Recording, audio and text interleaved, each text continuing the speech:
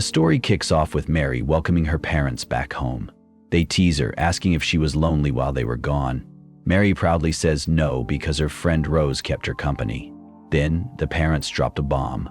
They introduce her new sibling, the kid they'll probably love more from now on. Mary is thrilled to have a baby brother, Cheyenne. Cheyenne eventually wakes up, drooling like a champ to meet his sister. Mary plants a kiss on his cheek, and the baby immediately looks like he's reconsidering his entire life. Fast forward a few years, and Mary is celebrating yet another victory over her brother in some physical game. Cheyenne, however, would rather be playing Call of Duty because, let's face it, he's not catching up to Mary's energy anytime soon. When their father Gawain comes home, Mary's excitement levels go through the roof. Cheyenne, meanwhile, is still amazed by how his sister never runs out of steam. Gawain pretends to enjoy Mary's hyperactiveness, while she brags about everyone calling her bright as the sun, thanks to her golden hair. Gawain is proud of his golden child, but Cheyenne sarcastically quips that Mary is also the most dependable, stealing her thunder for a second. Mary loves the praise but knows Cheyenne is the real MVP. He's the one helping their mom, not wetting the bed anymore, unlike her, and sometimes acting like a full-blown adult. She brushes it off but secretly takes comfort in knowing Cheyenne's embarrassing secret. When no one's watching, he likes to pretend he's a badass adventurer. One night, Cheyenne decides to ask their dad the big question: do monsters exist? Gawain, not one to sugarcoat, says, "Yup, they're real." He goes on to warn his kids to never leave the property because monsters attack people on sight. If they ever see one, they should run screaming for help like their lives depend on it. To lighten the mood, Gawain mentions that fairies exist too. He's even seen a few himself, though they're incredibly rare. Spirits? Not so sure, but fairies? Absolutely. Feeling bold, Cheyenne asks another question. What about magic? Gawain looks at him like he just asked for a unicorn. Magic? Nope, doesn't exist. He's never even heard of it. He admits there are things he doesn't know, but magic isn't one of them. Suspicious, Gawain asks where Cheyenne even heard about magic, fairies, and spirits. The kid clams up, saying he's fine, though Mary notices he looks upset. After that, Cheyenne never says the word magic again. 3 years later, Mary is training hard as usual. Cheyenne wonders why she's so dedicated, and her answer is simple: she's the big sister. If monsters or bad guys show up, she wants to be ready to fight them off, while Cheyenne runs for his life. Cheyenne, the family bookworm, is stunned that she's doing all this for him. Mary doesn't mind. She's naturally good at fighting, even if she's not the sharpest tool in the shed. She tells Cheyenne not to stress about it. A little later, Mary is training by the lake when her friend Rose shows up. Rose asks how she doesn't get bored of all the constant training. Mary tells her to stop whining and spar with her instead. Rose, exhausted from helping her grandpa all day, says no. She also asks why Mary doesn't spar with Cheyenne. Mary explains that her brother is too busy, locked up in the house, buried in books as always. Mary reflects on how Cheyenne hasn't said the word magic since that day their dad crushed his dreams. Still, she's convinced all his obsessive studying is his way of searching for answers. While Mary is with her friend Rose, they notice a strange glow that leaves them both stunned. Later, Mary drags Cheyenne to the lake, claiming she's got something amazing to show him. Cheyenne, ever the rule follower, reminds her they're not supposed to wander too far. Mary brushes him off, promising it's safe and monster-free. She knows their mom will be furious, but she's certain it'll be worth the trouble. When they arrive, the glow appears again, and Cheyenne is blown away by the sight of glowing orbs floating near the water. Mary had shown the orbs to their parents before, but they couldn't see them. Cheyenne wonders if adults just can't see them, but Mary explains that even some kids couldn't. Everyone seems to see the orbs differently, and Mary, brilliant as ever, thinks it must be connected to magic. Cheyenne is stunned. She remembers the word, but Mary smugly reminds him she never forgets anything about her little brother. Cheyenne gets emotional, thanking her for showing him the orbs. Mary jokes that the lights must have cured his depression, and they enjoy the moment together. The next morning, their parents are baffled by how quickly the kids inhale their breakfast before dashing off to the lake again. Cheyenne's lack of athletic ability is immediately obvious as he struggles to breathe after their little jog. Once there, his inner nerd kicks in. He wants to investigate the orbs scientifically. He devises a plan to fill 3 buckets, one with sand and rocks, one with water plants, and one with fish. Mary, with her usual enthusiasm but zero understanding, agrees to help. They manage to fill the first 2 buckets but struggle to catch fish. Cheyenne doesn't mind, he's just happy to spend time with Mary. Mary, in her usual big sister fashion, says it's normal for siblings to be this close. Deep down though, she's just as excited as he is. She really wants to know if magic exists. Eventually they catch a fish, but Cheyenne is disappointed to find it's just a common male trout. Isabel says that the trout may be magical at first. At this moment, Rose shows up and Mary introduces her brother. Rose introduces herself dramatically, but Mary quickly tells Cheyenne not to be fooled. Rose isn't as fancy as she pretends to be. The 3 of them discuss the orbs, but despite their efforts, the buckets don't produce any orbs, leading Cheyenne to conclude that the orbs must be coming from a living creature in the lake. Determined to find the source, Cheyenne decides to wade into the water. Mary, ever protective, joins him. Cheyenne touches one of the orbs, finding it warm and harmless. The water is too murky to see much, but he's certain the orbs are coming from something alive that moves around. Later, Cheyenne thanks Mary for helping him. She tells him he doesn't need to thank family so much, but he insists, and she lets it slide. Just then, Rose arrives, holding a female trout. She explains that male trout are common, but females stay deep underwater. They put the female trout in the bucket with the male, and suddenly, orbs start appearing. Cheyenne realizes the orbs are part of a mating ritual. Rose explains that it's like the fish are getting married to start a family. Mary, being Mary, thinks it's just like how she and Cheyenne are family. Cheyenne quickly corrects her, putting an end to that weird comparison. The next day, Mary casually mentions getting scolded by their mom for saying she wanted to marry Cheyenne. She admits she's scared they won't always be together, but Cheyenne reassures her they will. He promises to do whatever it takes, and Mary gets teary-eyed. Then, something wild happens. Cheyenne starts glowing. He realizes it might be magical energy and figures the orbs must have imprinted something inside him. Mary, embarrassed and confused, wonders what it all means. Cheyenne, on the other hand, is laser-focused. He declares that magic might not exist yet, but that's only because it hasn't been invented. He's ready to change that. In a shocking twist, we learn Cheyenne was reincarnated into this world. Fueled by his glowing discovery, he vows to create magic and make it a reality. We are taken back to modern-day Japan, where a guy is counting down to midnight on his 30th birthday. He's hyped because, according to some goofy legend, if you're a virgin at 30, you get magical powers. So naturally, he tries to summon a fireball. Nothing.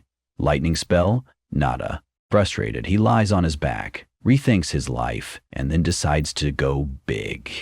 He whips out a little magic book and tries to summon some creature of light and darkness. Yeah, that fails too. Feeling like a clown, he accepts that magic isn't real, and staying a virgin for 3 decades was just a tragic waste. But life isn't done with him yet. He suddenly has a heart attack, clutching his magic book, and mutters, "I don't want to die," before everything goes dark. Next thing we know, he's reborn in a new world as a guy named Cheyenne. Reflecting on his old life, he realizes his only spark of joy came from that wizard dream, which, spoiler alert, was a bust. In his new life, he spends 3 years chasing magic like it owes him money. He researches, asks questions, and experiments like a mad scientist, but when he asked his dad about spells, the man had no idea what he was talking about. Ouch. One day, a strange energy at a lake gives him hope, but still, no spells work. Now he's stuck in a constant cycle of doubt. Lying in bed, questioning everything. Enter his sister, Marie, who barges in without knocking. Annoyed, he tells her to knock next time. She claps back, asking if he's hiding something. He almost gives a cheeky answer but drops it, asking her to sit instead. Then Cheyenne stares at her like she's an alien, making her ask what's wrong. Out of nowhere, he says, "Marie, I love you." Boom! Magic energy explodes around him. Turns out, confessing love might be his secret to unlocking magic. He's thrilled but also horrified because, seriously? Does he have to confess every time he wants to cast a spell? That's awkward. Marie, of course, is furious. She thinks he's using her for magic experiments. Cheyenne insists his feelings are real, and just like that, she melts. She forgives him and even asks about his magical discovery. Cheyenne, meanwhile, is feeling smug. He might finally crack this magic thing, even if it means becoming a walking romance novel. Cheyenne tells Marie he thinks magic flows out of him when he taps into strong emotions. But it's not just about saying I love you. Marie gets all flustered, asking if he's about to confess his love again, even saying she needs to brace herself. But he clears it up, disappointing her with his serious tone. Cheyenne sits alone, thinking about how confessing his feelings made him super aware of them, almost like hugging his own emotions. He figures magic might come from other feelings too, like joy, excitement, or hope, so he focuses on happy thoughts and manages to release some magic. Sure, it's just a little glow, but hey, it's proof magic exists. That's a massive win in his book. Cheyenne starts feeling like a scientist, comparing magic to electric eels. Just like eels have special organs to zap stuff, humans here might have a magic organ that helps them create and control magical energy. Feeling pretty smart, he names this phenomenon the magically charged state. Marie is thrilled to see her brother this excited, probably for the first time ever. Over the next month, Cheyenne learns some quirks about magic. It's tricky to stay in the magically charged state. It drains you fast, and people without magic can't even see it. Still, those little discoveries keep him going. But there's one problem. He can't make a single light orb like the ones he saw at the lake. He jokes that he's basically a magical flashlight with no batteries. He doesn't give up. Remembering the glowing trout from the lake, he tries to focus magic into his hand. It's tough. The energy flow feels like a rogue garden hose. He finally figures out a trick. He convinces himself he'd be really happy if magic flowed into his hand. It works. His hand starts glowing, and Cheyenne feels like a superhero.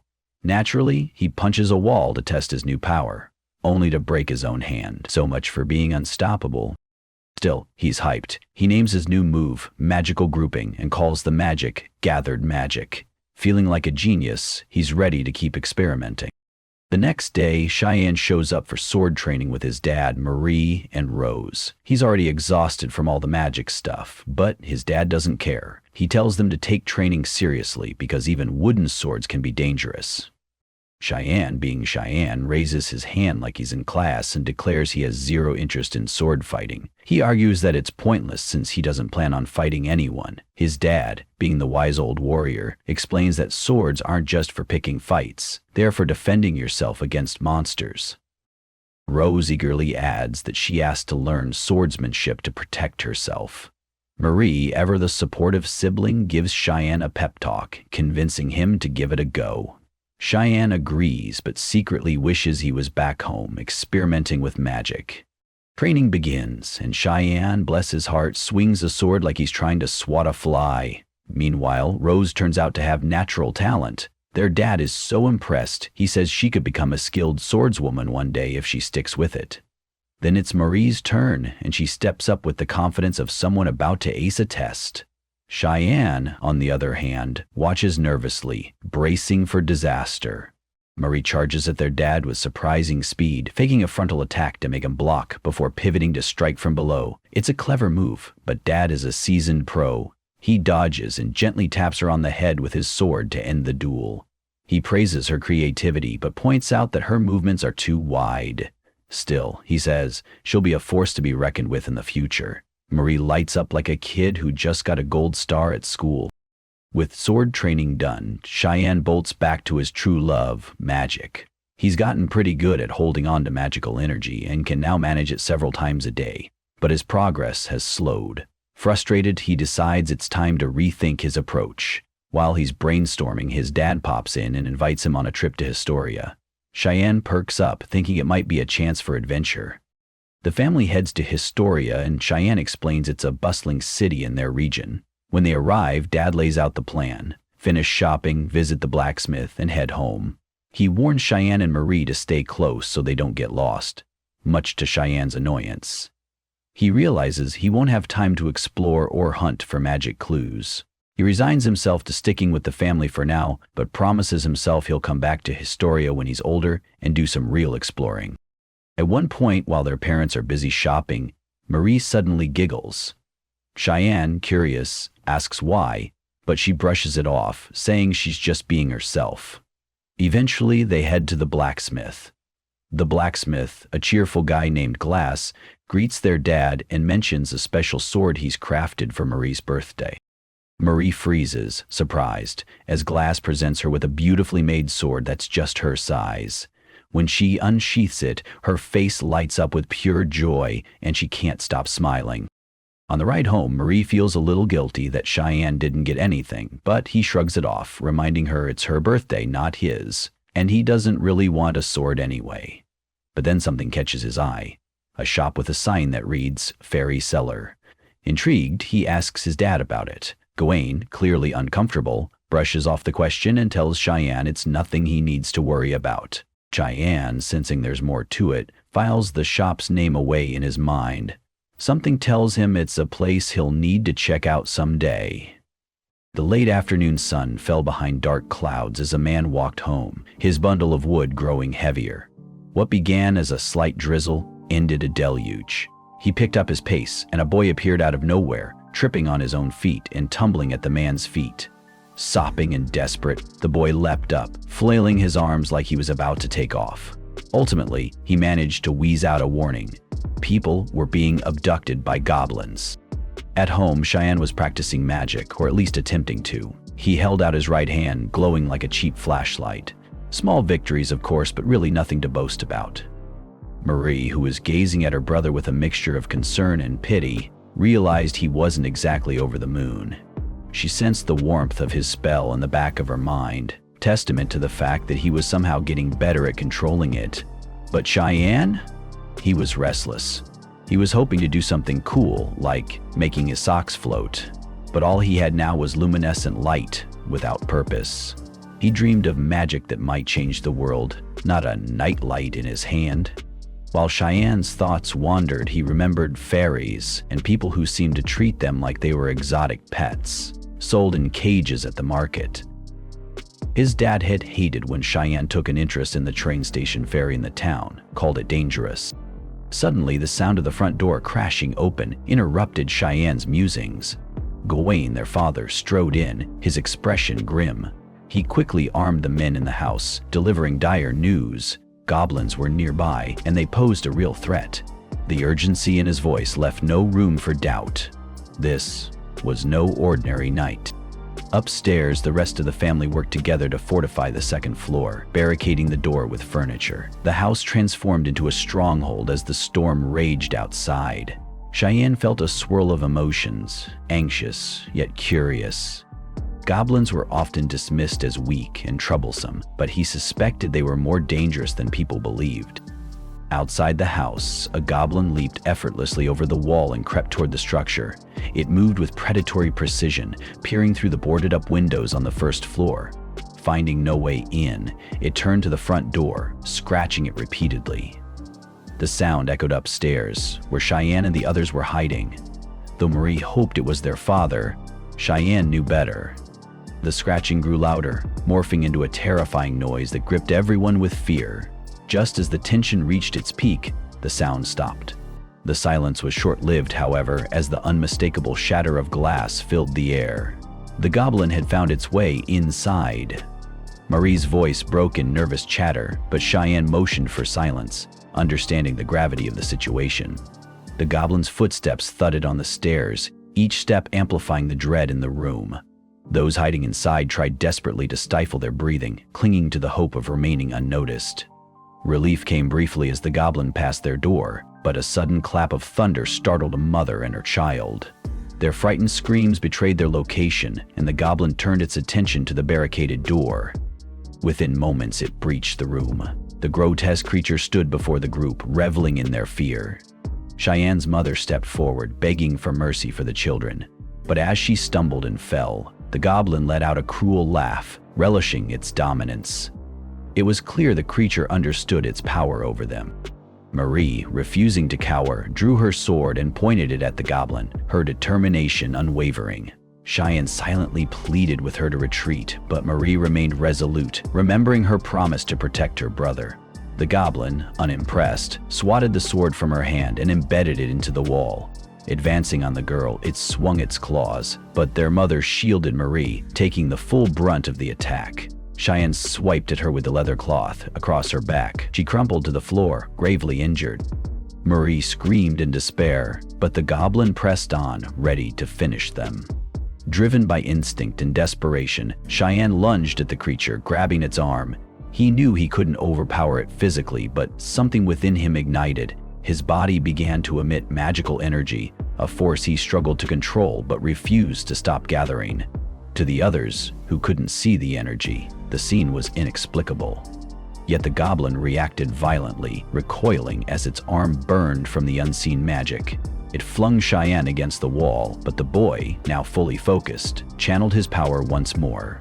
Summoning all his strength, he directed the magical energy at the goblin's head. The creature thrashed wildly before collapsing. Cheyenne, trembling, stared at the motionless goblin. His hand throbbed with a painful burn from the magic, and his heart raced with the realization of what he had done. Around him, the villagers looked on in shock. Rose, however, assured him that his actions had saved them all, but the victory was bittersweet. Emma, his mother, lay pale and bloodied, her life slipping away. Cheyenne focused on her, knowing that stopping the bleeding was his only chance to save her. Realizing he couldn't treat her on the ground, he called for help. With the assistance of the other women, Emma was moved to a bed. Cheyenne urgently asked if anyone had medical or herbal knowledge, but in the small village, no one possessed such skills.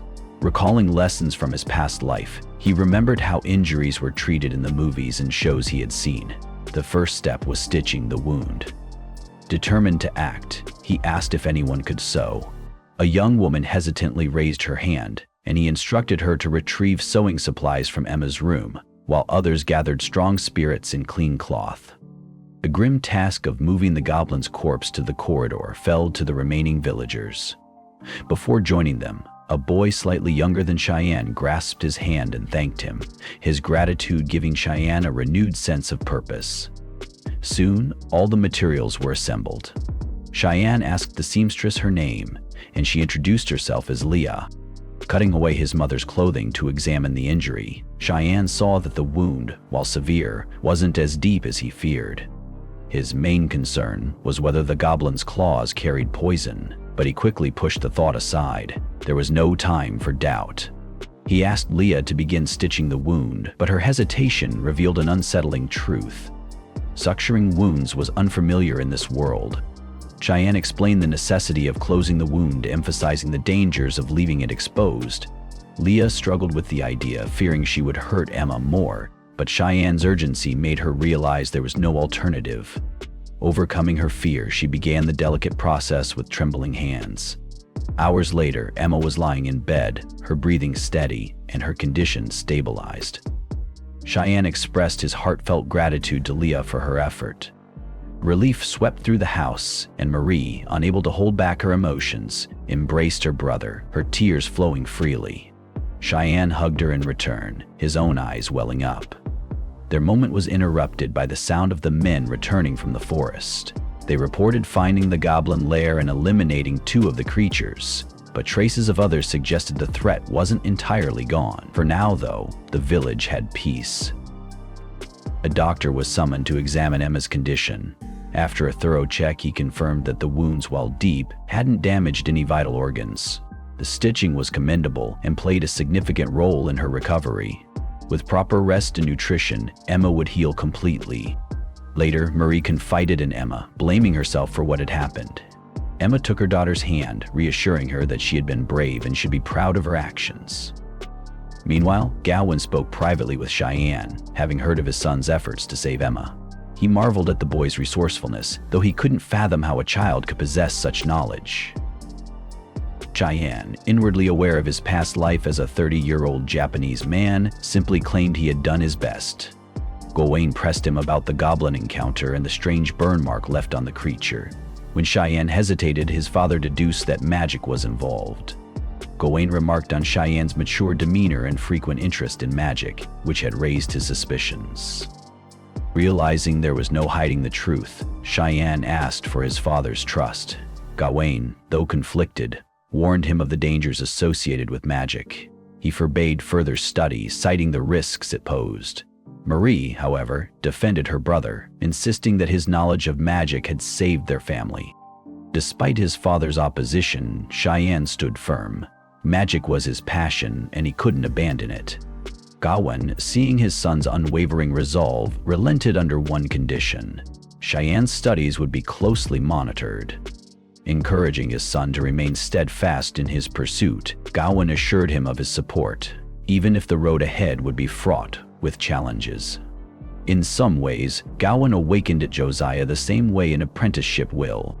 That's it for this episode. Thanks for watching. The very next day, Gawain lights a fire at his son's request. His son, Cheyenne, gathers mana in his hand and extends it toward the fire, causing an explosion and fire to spark on his hand. Gawain quickly rushes to throw water on him, warning that this experiment is way too dangerous.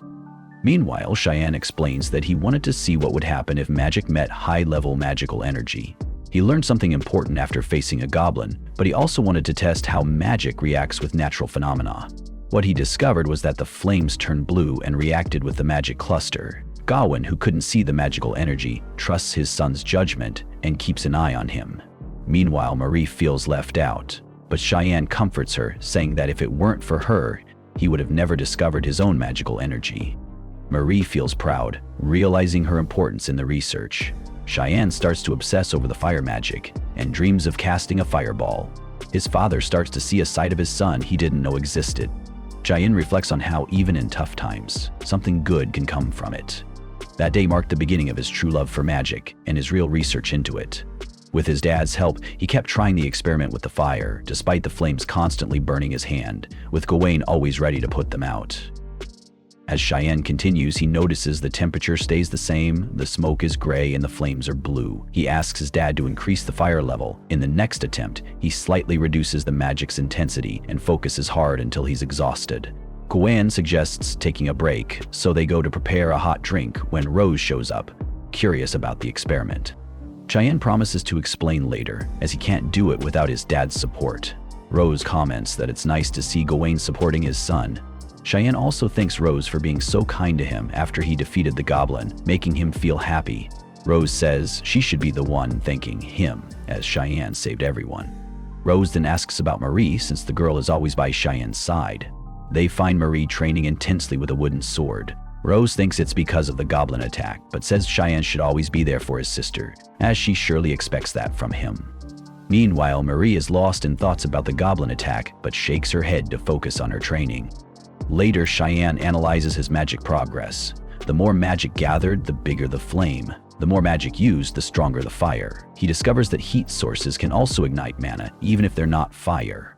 If you touch the magically charged fire, it burns your hand, staying red. And even if you wear gloves, the magic still works, meaning you'll burn your hand anyway if you touch the fire. After gathering all the info, Cheyenne admits that so far, everything seems too dangerous and pointless.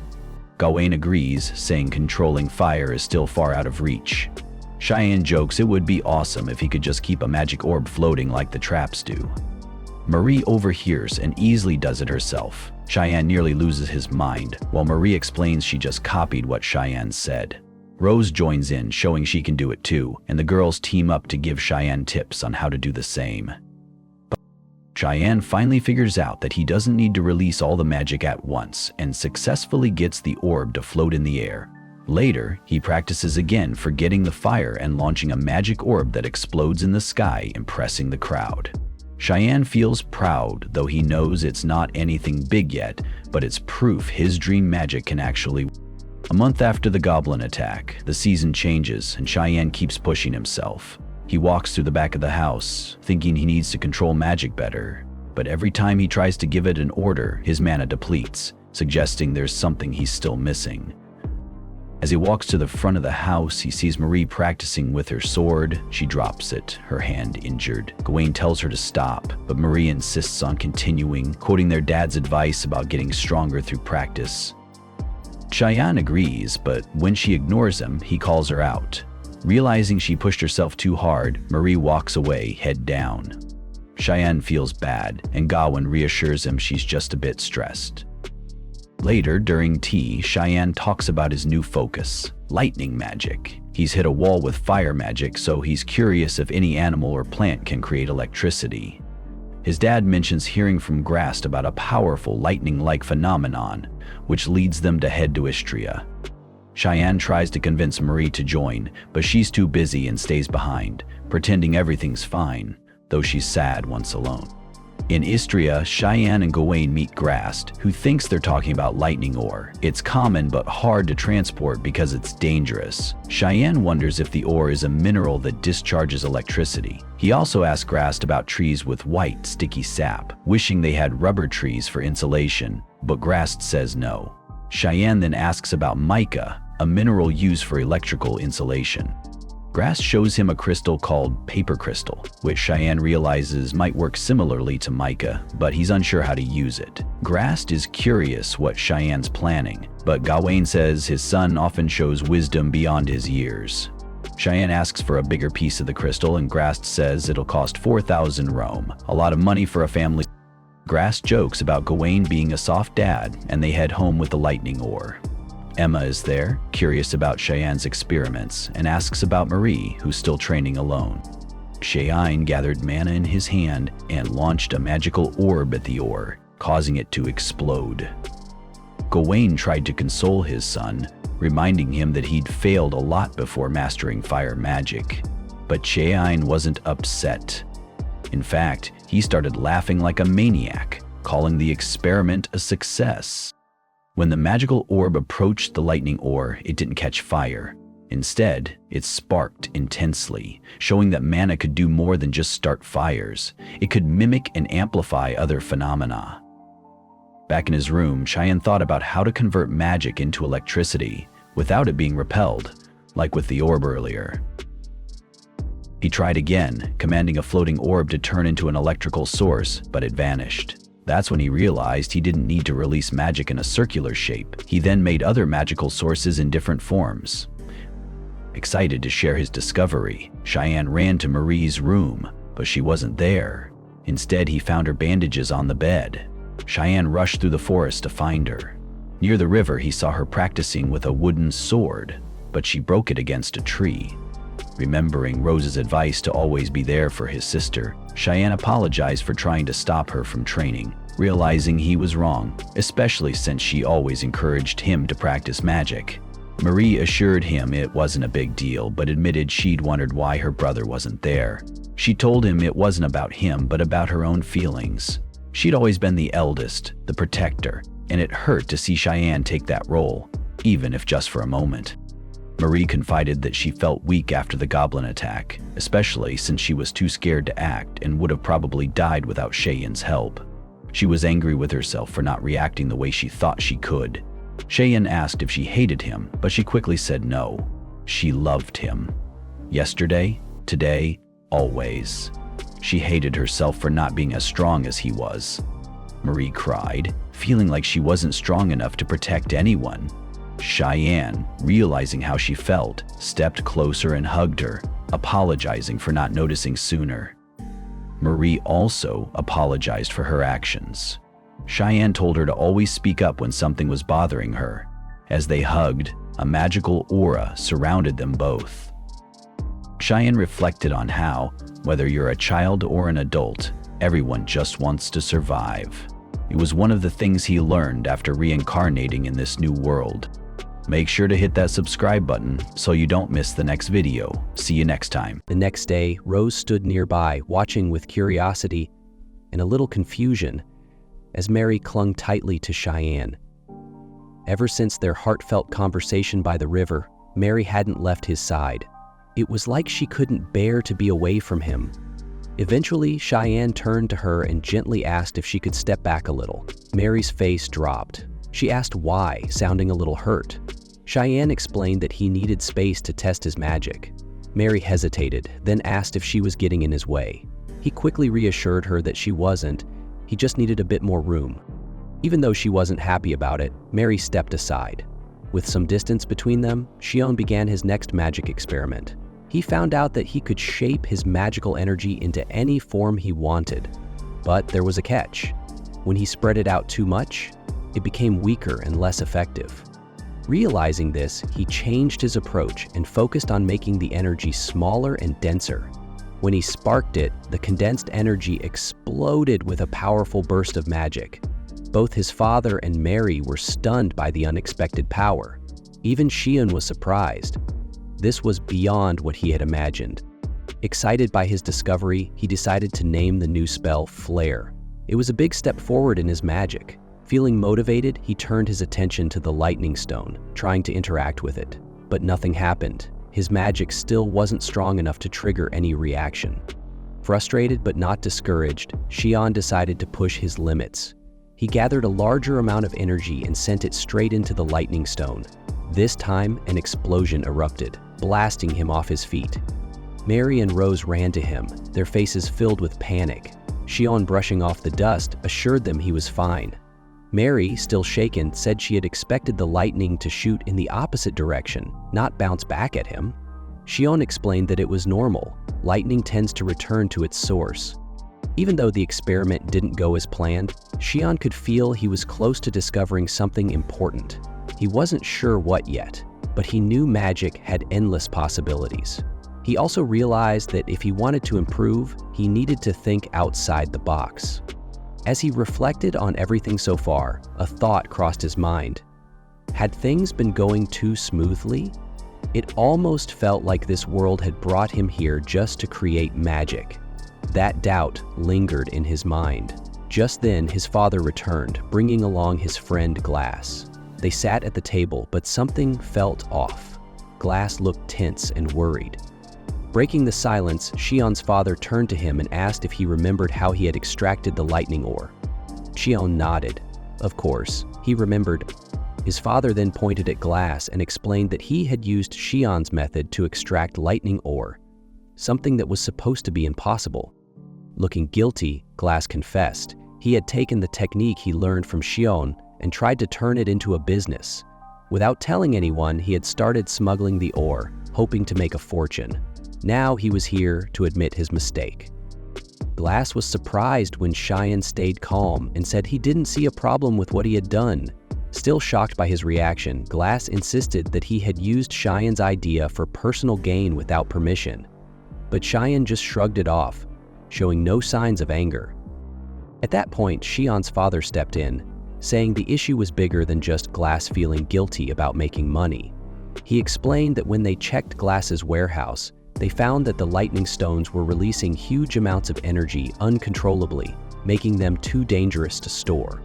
Glass went into more detail, saying that while people initially bought the stones, the sudden energy discharges caused sparks and even small explosions. Complaints started pouring in, and sales dropped fast. Now, the warehouse was full of unstable stones that no one wanted. Frustrated, Sion's father didn't know what to do next. Desperate, Glass turned to Sion and begged him to find a way to make the stones safe and useful. If he couldn't fix the problem within 3 days, he would have to refund all his customers, which would bankrupt him and cost him everything. Holding on to hope, Glass called Sion the genius, convinced he could figure something out. Sion's father looked at his friend with sympathy, but Sion just stood there, lost in thought. Glass, growing more nervous by the second, feared Sion might refuse to help. But after a moment, Sion finally agreed to try. Glass was relieved, but Sion quickly warned him not to get his hopes up. There was no guarantee he'd succeed. Then, stepping up to the lightning stones, Sion studied them carefully before asking why they were arranged in that way. Glass explained that when the stones were placed too close together, energy would suddenly discharge. To prove his point, he moved 2 stones near each other. Instantly, a sharp spark shot out between them. Sion observed closely, thinking through the possibilities. Then Glass introduced a stone that had been made by melting lightning ore together. Sion asked if this melted stone would also spark when placed near another. Glass told him to test it. Sion pressed 2 of the melted stones together. Nothing happened. That was it. Sion realized that melting the ore changed its properties. He asked Glass at what point the energy stopped discharging. Glass explained that the stones still held some energy when they were broken, but it completely disappeared after melting. Understanding the process now, Sion nodded. He took out his lighter and asked his father if he could try something. Trusting his son, His father gave him the go-ahead. Sion then used his flare spell, summoning a small but controlled flame. Glass was stunned. He couldn't believe what he was seeing. But Sion didn't make a big deal out of it. He just told Glass to focus. Still, Glass couldn't ignore what had just happened. He demanded to know how Sion had created fire from his hand. Sion simply replied, "It's magic." Then, looking at his father, he silently asked for permission to explain more. His father nodded, showing that he trusted Glass. Glass, still trying to process everything, turned to Sion's father and asked if he had always known about Sion's magic. His father confirmed it. Shaking his head in disbelief, Glass struggled to wrap his mind around it. But after a moment, he admitted that seeing it for himself had changed his perspective. Now, he truly believed in magic. With a new idea in mind, Glass looked at Sion and wondered, if they used his magical fire to melt the lightning stone, would the result be different? Sion was super excited about the experiment. He wasn't sure if it would work, but he really wanted to find out. Glass agreed to test it, warning that it would take about an hour. He suggested they go for a walk, but Sion was too eager to leave. The others were just as curious, so they all stayed. After an hour of hard work, Glass finally finished reshaping the lightning stone. Everyone held their breath as he brought two of the stones together. Sparks flew. The magical fire had really changed the stone. Sion was thrilled, and the group cheered at their success. Feeling confident, Sion named the new material Iron Lightning and was sure it would be a hit. Excited, they got straight to work, making Iron Lightning panels, lamps, and magical lighters.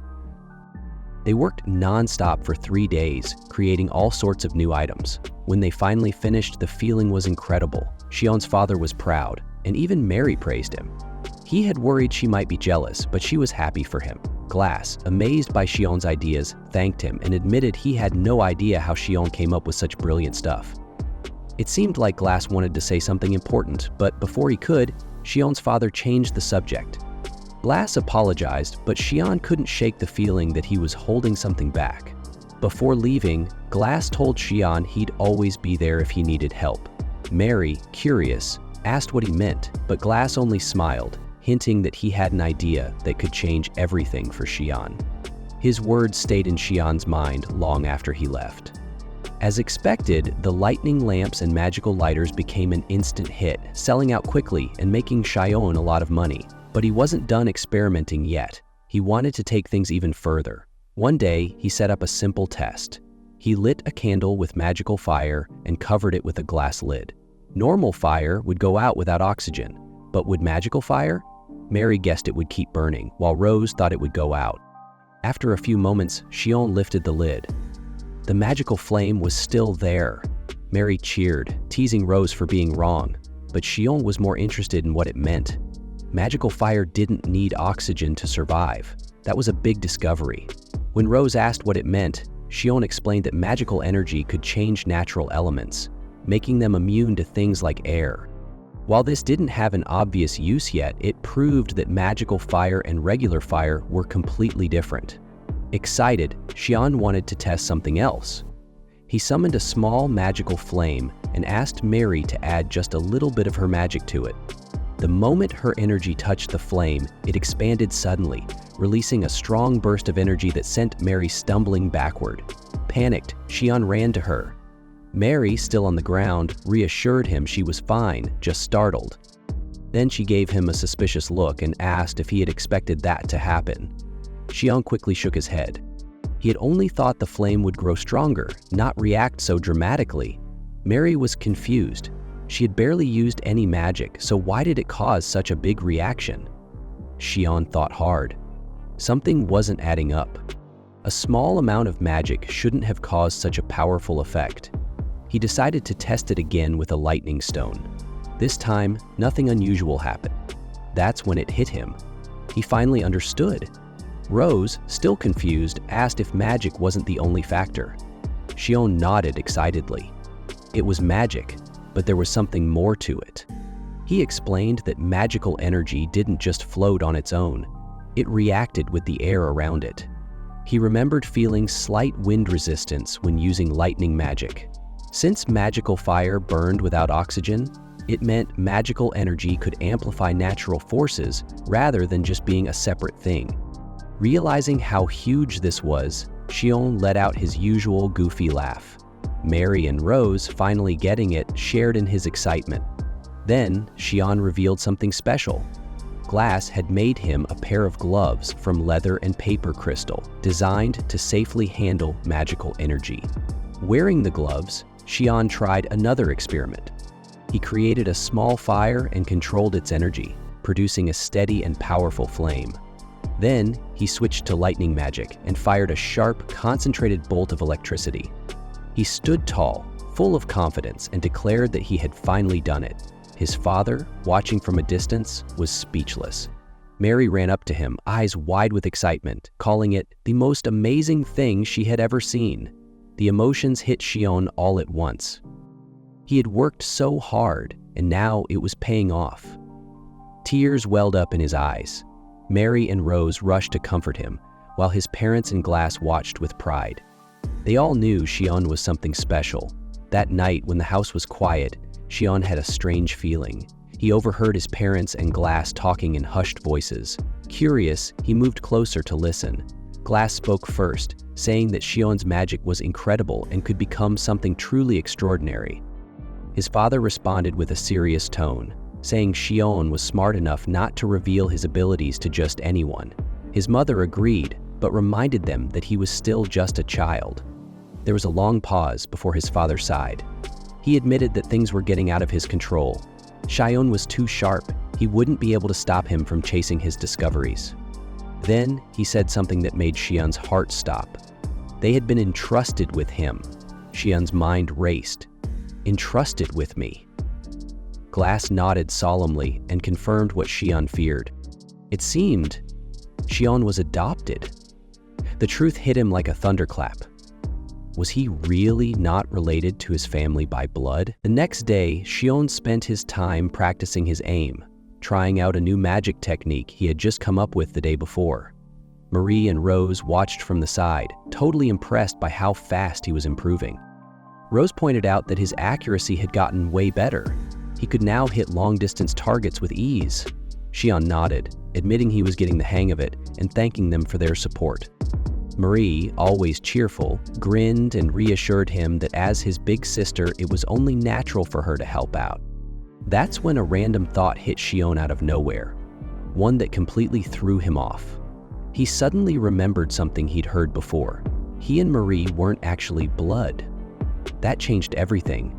Technically, since they were just step-siblings, they could get married.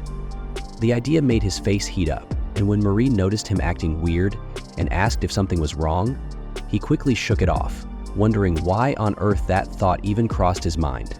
Later that night, Sion couldn't stop thinking about it. His brain felt like it was overheating, so he decided to focus on something else: his magic. Determined to level up his skills, he started experimenting with a technique he called synergistic magic, which boosted magical energy by combining different elements. His test led to some pretty cool discoveries. Mixing synergistic magic with flare created twin flare, an insanely powerful version of flare. Combining it with bolt resulted in line volt, a stronger version of bolt. When flare's energy reacted with magic, it produced bomb flare. Adding an extra energy burst turned it into double bomb flare. But to his surprise, combining flare with flare, or bolt with bolt, didn't do anything special.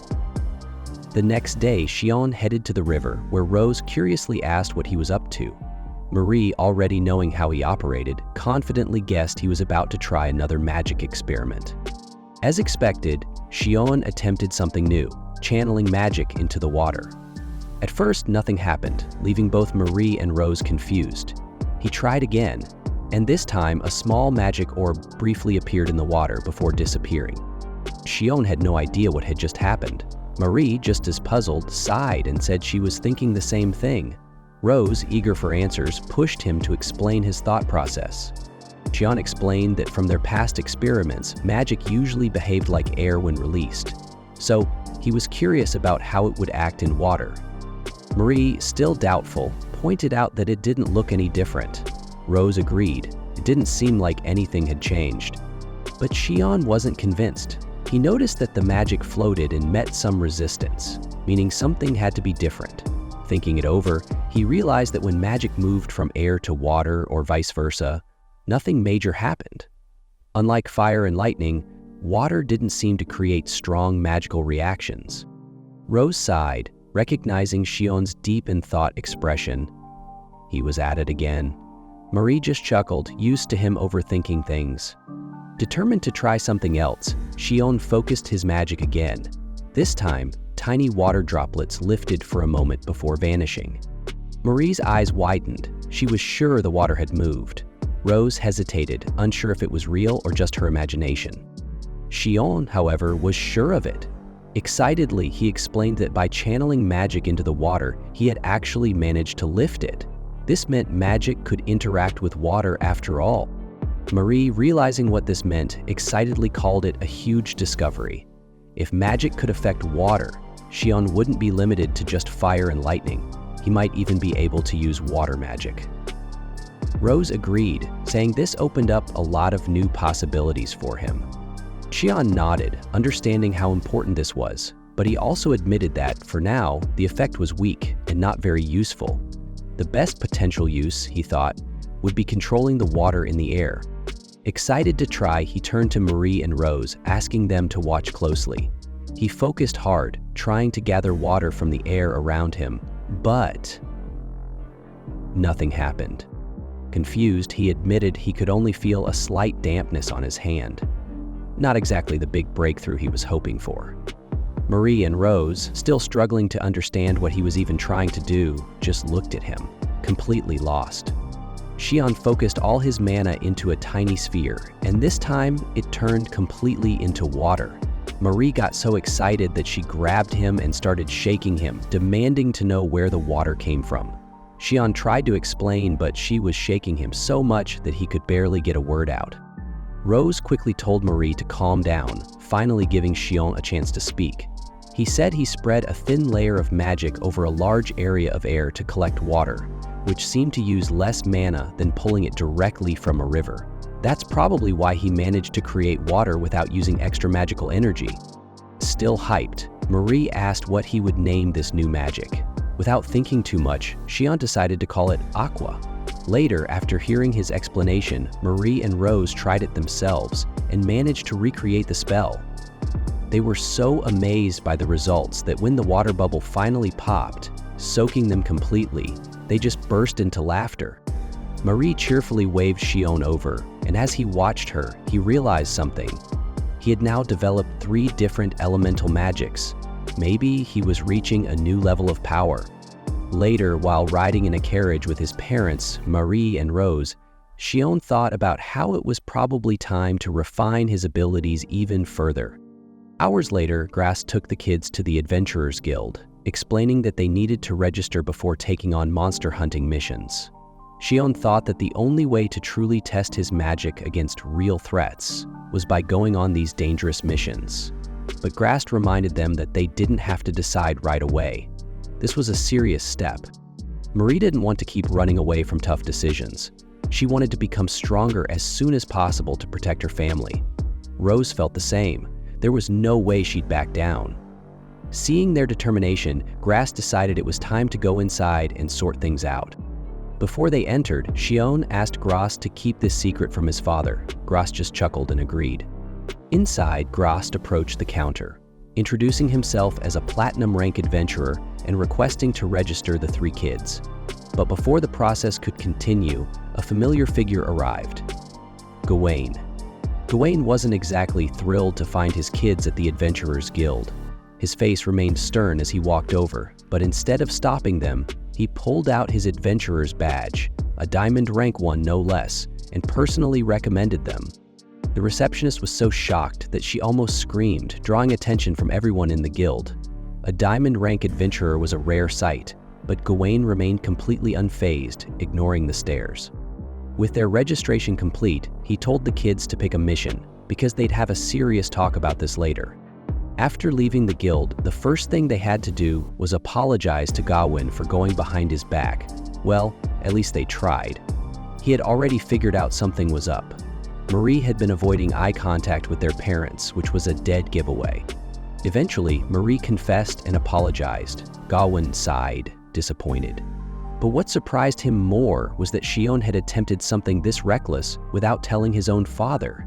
Embarrassed, Sion had no excuse. Grast, however, stepped in, saying the kids had their reasons. Gawain shot him a look. Really?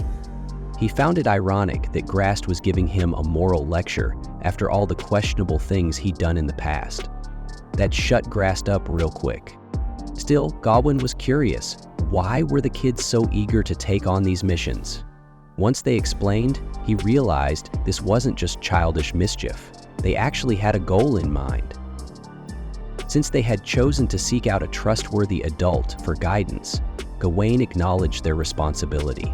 Even though he wasn't around, he knew they would be in safe hands. However, no matter how careful they were, the world was unpredictable. So, next time, he told them to talk to him first. It was always safer to have two high-ranking adventurers protecting them.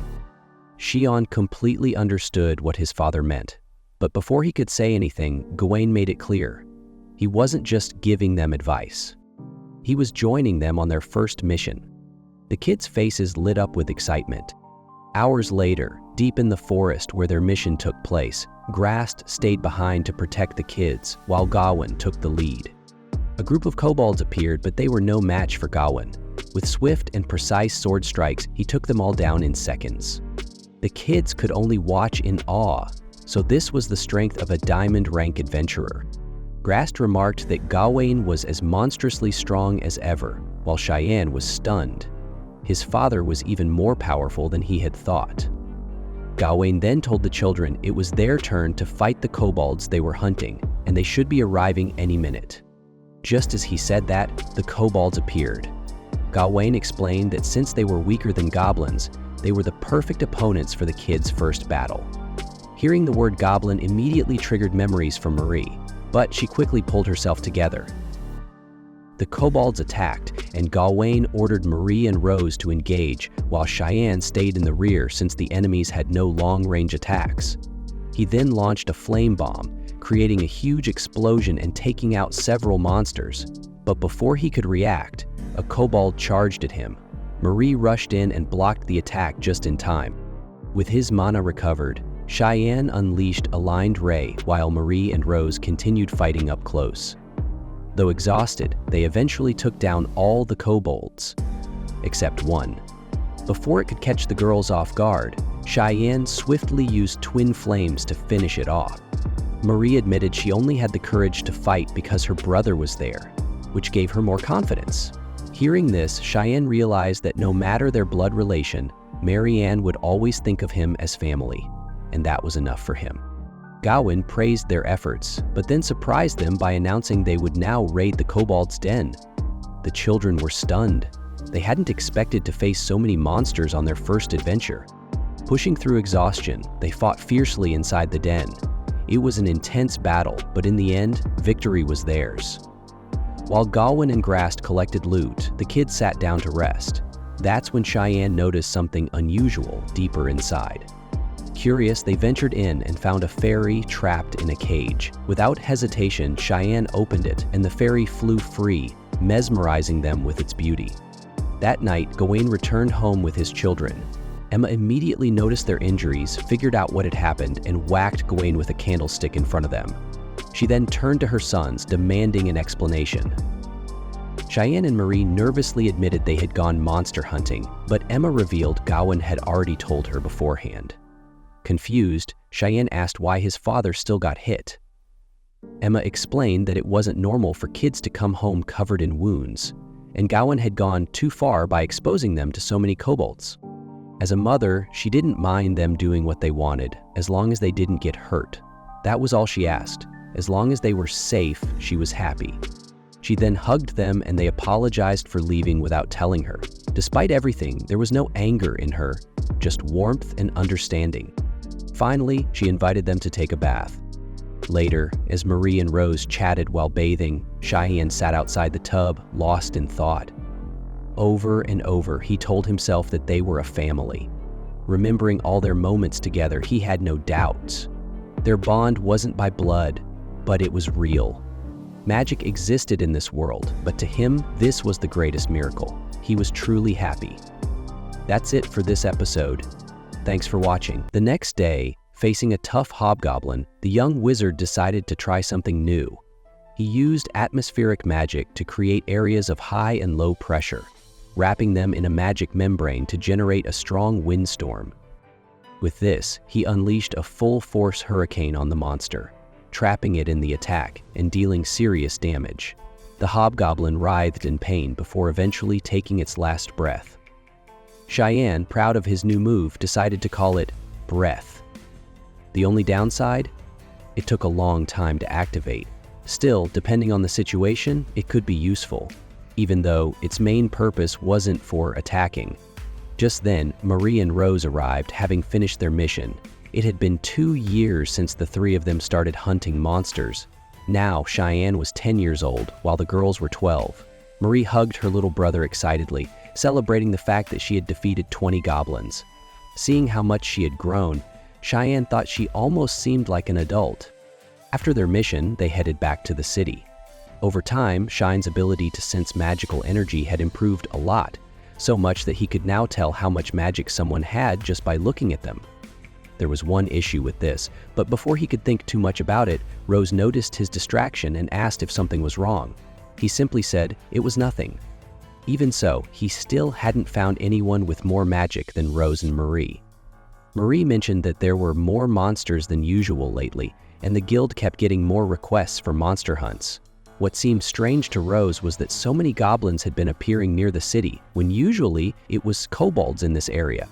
Cheyenne agreed, also pointing out that more homeless people had been gathering in the city. After that, the group stopped by Grass's workshop. Cheyenne asked if the blacksmith was interested in forging some iron lightning, but Grass turned him down. He had been too busy finishing the young wizard's new gauntlets. Cheyenne was surprised, since he had only recently requested them. Grass, on the other hand, commented that the boy went through equipment way too fast. But in a way, that was a good thing.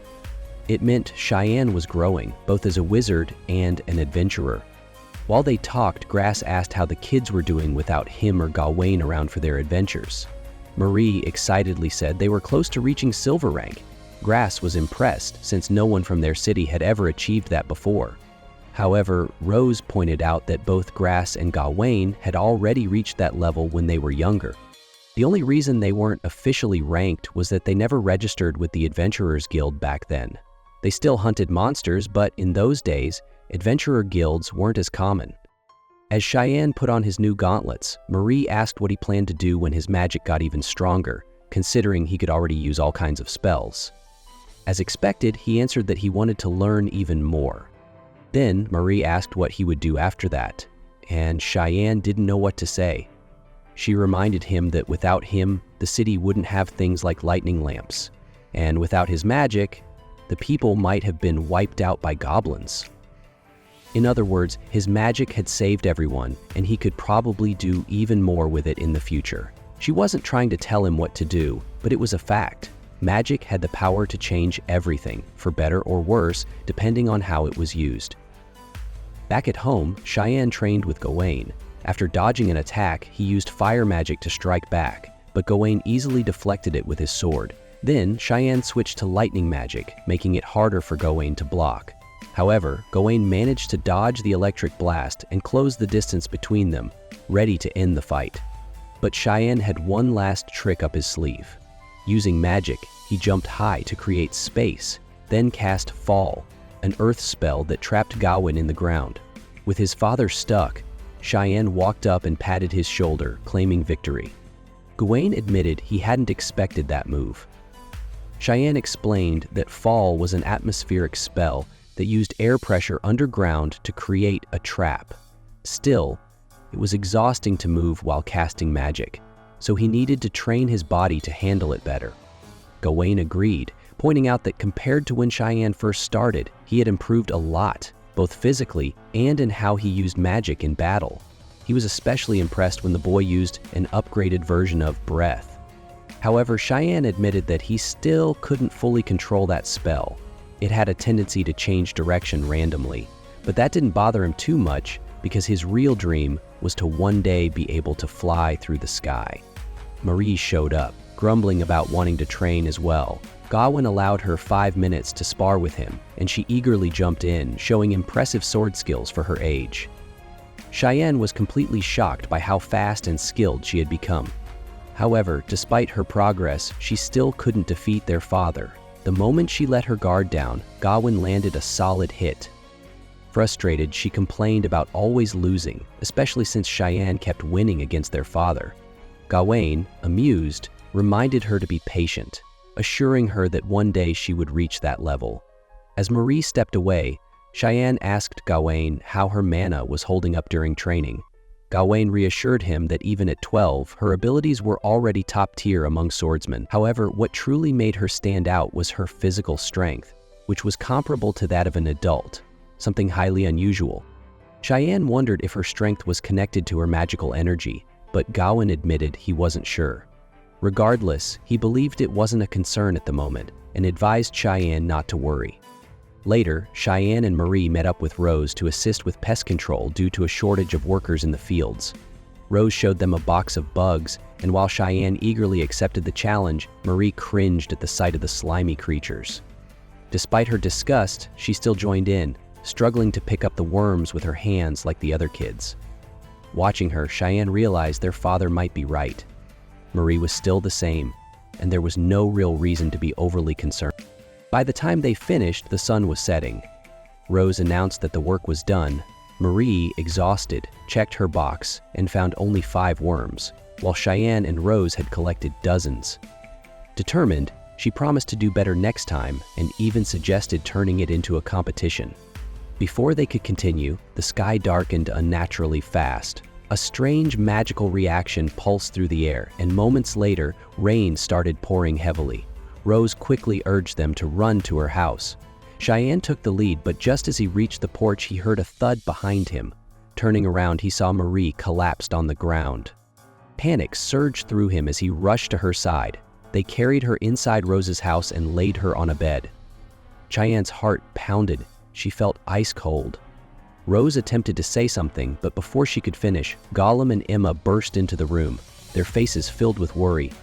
Marie's eyes fluttered open slightly, but she remained unresponsive. Rose hesitated before mentioning something she had heard in town. She explained that a mysterious illness, known as lethargy disease, had been spreading in Istria. According to rumors, people suffering from it would suddenly collapse and stop moving, as if they had been switched off. Though they remained conscious, they did not respond and had a vacant look in their eyes. Emma's face turned pale as she desperately asked if there was a cure. Rose shook her head, explaining that she had never heard of anyone recovering from it. Since the cause was unknown, there was no known treatment. Emma broke down in tears upon hearing this. Cheyenne clenched his fists, struggling to hold back his own emotions. Gawain, keeping his composure, made a decision. They needed to take Marie to a doctor in Istria immediately. He instructed Emma to prepare Marie while Cheyenne was to return home with her. However, Cheyenne refused. He insisted on coming along, arguing that it would be even riskier for Gawain to protect Marie alone. He reminded his father that he had already proven himself capable of handling fights. After a moment of hesitation, Gawain reconsidered and allowed him to come. The carriage departed under the raging storm. As they rode, Gawain kept his eyes on the road, while Che sat beside Marie, watching over her. His mind raced. No matter what, he would get her to Istria safely. Suddenly, a red glow flickered in the sky. Cheyenne's eyes widened, and he tried to alert his father. However, Gawain didn't react, unable to see the strange light. That was when Cheyenne realized it was some kind of magical illusion. Before he could think further, a pack of blood wolves emerged from the darkness. Their glowing red eyes locked onto the carriage, their hunger evident. These creatures were drawn to human blood, making them highly dangerous. Gawain continued driving while Cheyenne prepared to face the threat. He quickly assessed his options. Fire and lightning were useless in this storm, leaving him with breath and aqua. Using aqua, he gathered rainwater, shaped it into sharp bullets, and, with a burst of breath, launched them at the wolves. The shots struck their targets, knocking down several of the beasts. Despite his efforts, there were too many of them. Even Gawain had to fend off some that got too close to the front. Then, just as Cheyenne began to feel overwhelmed, something unexpected happened. The blood wolves abruptly stopped attacking. Without warning, they turned and fled in the opposite direction, as if terrified of something far worse. A powerful wind howled through the trees. From deep within the forest, a swirling green mist appeared, twisting and shifting as it took shape. Cheyenne's body stiffened, and fear gripped him as the mist transformed into a massive, terrifying creature. His heart pounded as he stumbled back, his instincts screaming at him to run. He called out to his father, but Gawain showed no reaction. Cheyenne's stomach dropped as realization struck. Gawain couldn't see it. The monstrous entity circled the carriage, moving with an eerie, almost playful curiosity. Cheyenne had no idea what it was or how to stop it. Cheyenne fired an aqua bullet straight at the ghostly creature, but the attack passed through it without causing any harm. The creature remained unaffected and extended its massive, eerie hand toward him. A chill ran down Cheyenne's spine as he realized he might die again, powerless against this unknown monster. Suddenly, he recalled the tactic he had used against the goblin. Acting quickly, he grabbed one of the phantom's fingers. The moment he made contact, a surge of purifying energy burst through the creature, burning its entire arm away. The phantom let out a furious screech and, enraged by the attack, turned its focus to Gawain. It flew toward him, seeking revenge. As it approached the lightning lamp on the carriage, something unexpected happened. The phantom recoiled in agony, its body twisting and screaming as the light seemed to burn it. Cheyenne saw an opportunity and immediately leapt toward the weakened creature. Noticing this, Gawain pulled the reins hard, bringing the carriage to a sudden stop. With all his strength, Cheyenne reached out and touched the phantom again, releasing a powerful surge of purification energy. This time, the creature could not withstand the attack and disintegrated completely. However, with the battle over, Cheyenne now faced another danger. He was falling from a great height with no way to break his fall. Just before he hit the ground, strong arms caught him. As they continued their journey, he reflected on the encounter. He had never seen a creature like that before and wanted to understand what it was. Cheyenne was about to remind him that he had not seen the monster at first, but Gawain explained that he had only noticed it once it neared the lightning lamp. Hearing this, Cheyenne paused for a moment and glanced at the lamp, lost in thought. After some time, they arrived in Istria and made their way to Dr. Alphonse's clinic. The building was overcrowded with patients, all suffering from the same strange condition as Marie. Cheyenne hurried inside, eager to find someone who could help his sister. However, even the doctor's assistants were overwhelmed by the sheer number of people in need. One of the assistants, exhausted from attending to so many patients, asked Cheyenne to wait his turn. Frustrated, he protested, saying they had braved a storm to reach the clinic, only to be told to wait. However, Gawain pointed out that everyone was struggling with the same situation, and they had no choice but to be patient. Eventually, Marie was examined by Dr. Alphonse. He carefully checked her eyes and pulse before concluding that she likely had lethargic disease. Cheyenne's heart pounded as he asked if there was a cure. The doctor sighed and admitted that very little was known about the illness. For now, all they could do was care for those affected and hope for the best. Cheyenne refused to accept this answer. Memories of his sister filled his mind. Her laughter, her playful challenges, and the moment before she collapsed. It was unbearable to think that there was no cure. Desperate, he grabbed the doctor by the collar, demanding to know why he could not save his patients. His voice trembled as he pleaded for his sister's life. Despite his desperation, next day Cheyenne and his family decided to stay in Astoria instead of going back to their village. While Marie was resting, Grast showed up.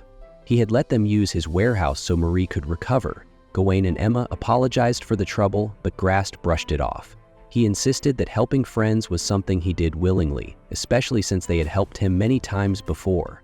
Still, he couldn't understand why something so unfair had to happen to such a sweet kid like Marie. After checking in on them, he promised to come back later in the afternoon and left them alone. Gawain apologized again, but Grast shut it down, telling him to stop saying sorry. Instead, Gawain simply thanked him. Later, Rose came to check on her best friend. Hours passed, but no matter how many times Cheyenne called out to his sister, she never responded. Then, Gawain called his son over to meet someone. Cheyenne hoped it was someone who could cure Marie, but his father admitted it wasn't. Cheyenne refused to leave his sister's side. He reminded his father that just 4 days ago, they had fought a monster they could barely see. That same day, there were reports of 10 other attacks, people getting hurt or even killed by something invisible. Gawain was convinced it was the same creature. Since they were the only survivors, Gawain believed Cheyenne had some way to deal with this monster. If he ignored it, more people could die. But Cheyenne didn't care, he just wanted to stay with Marie. Frustrated, Gawain asked if he really thought it was okay to let others die when he had the power to help. The monster was still lurking near their village. Cheyenne argued that it wasn't his problem. He didn't understand why he had to get involved when all he wanted was to be with his sister. Angrily, he asked if his father even cared about Marie. Gawain raised his voice. Of course he cared, she was his beloved daughter. But sitting around doing nothing wouldn't save her. If it could, he'd gladly sell his own life to a demon. The truth was, all he could do was whatever little was in his power. And if Cheyenne helped, he could save so many people. Looking straight into his son's eyes, he asked for his help again. Cheyenne hesitated, remembering something Marie had once told him, that magic could be used for many things, both good and bad. It wasn't easy, but there were endless possibilities, and only he had the power to use it to save others. Thinking about that, he realized what Marie would say if she were awake. She'd tell him to stop wasting time and save as many people as he could. And not just say it, she'd drag him along if she had to. So, to honor her, Cheyenne finally agreed to help. But just as he made that decision, something felt off. Looking at Marie, he suddenly noticed something strange. Remembering the last time they held hands, he realized there was no magical energy coming from her anymore. His heart sank.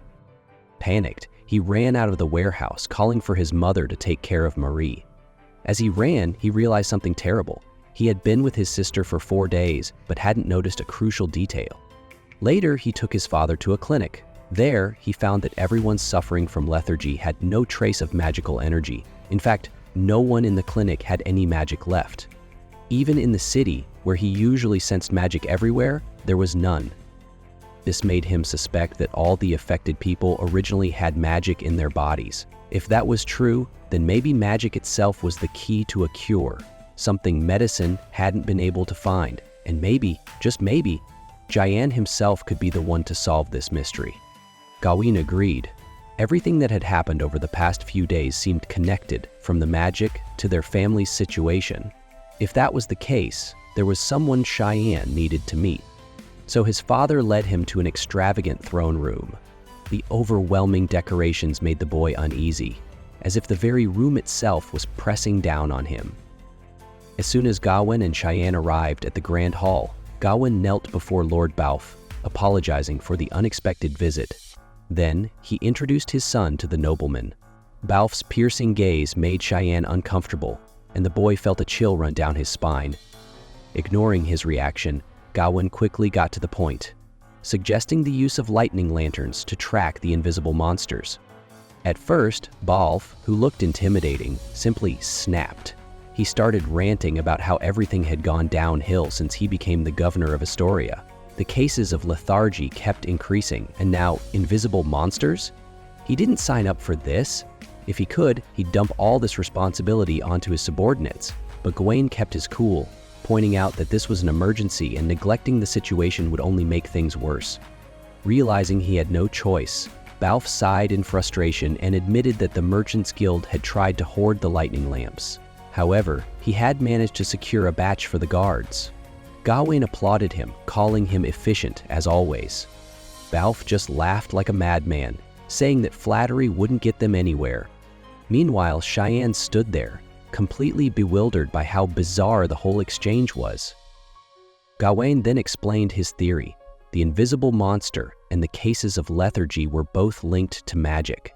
Taking the chance, Balf turned to Cheyenne and revealed that his father had already told him everything about the boy's abilities.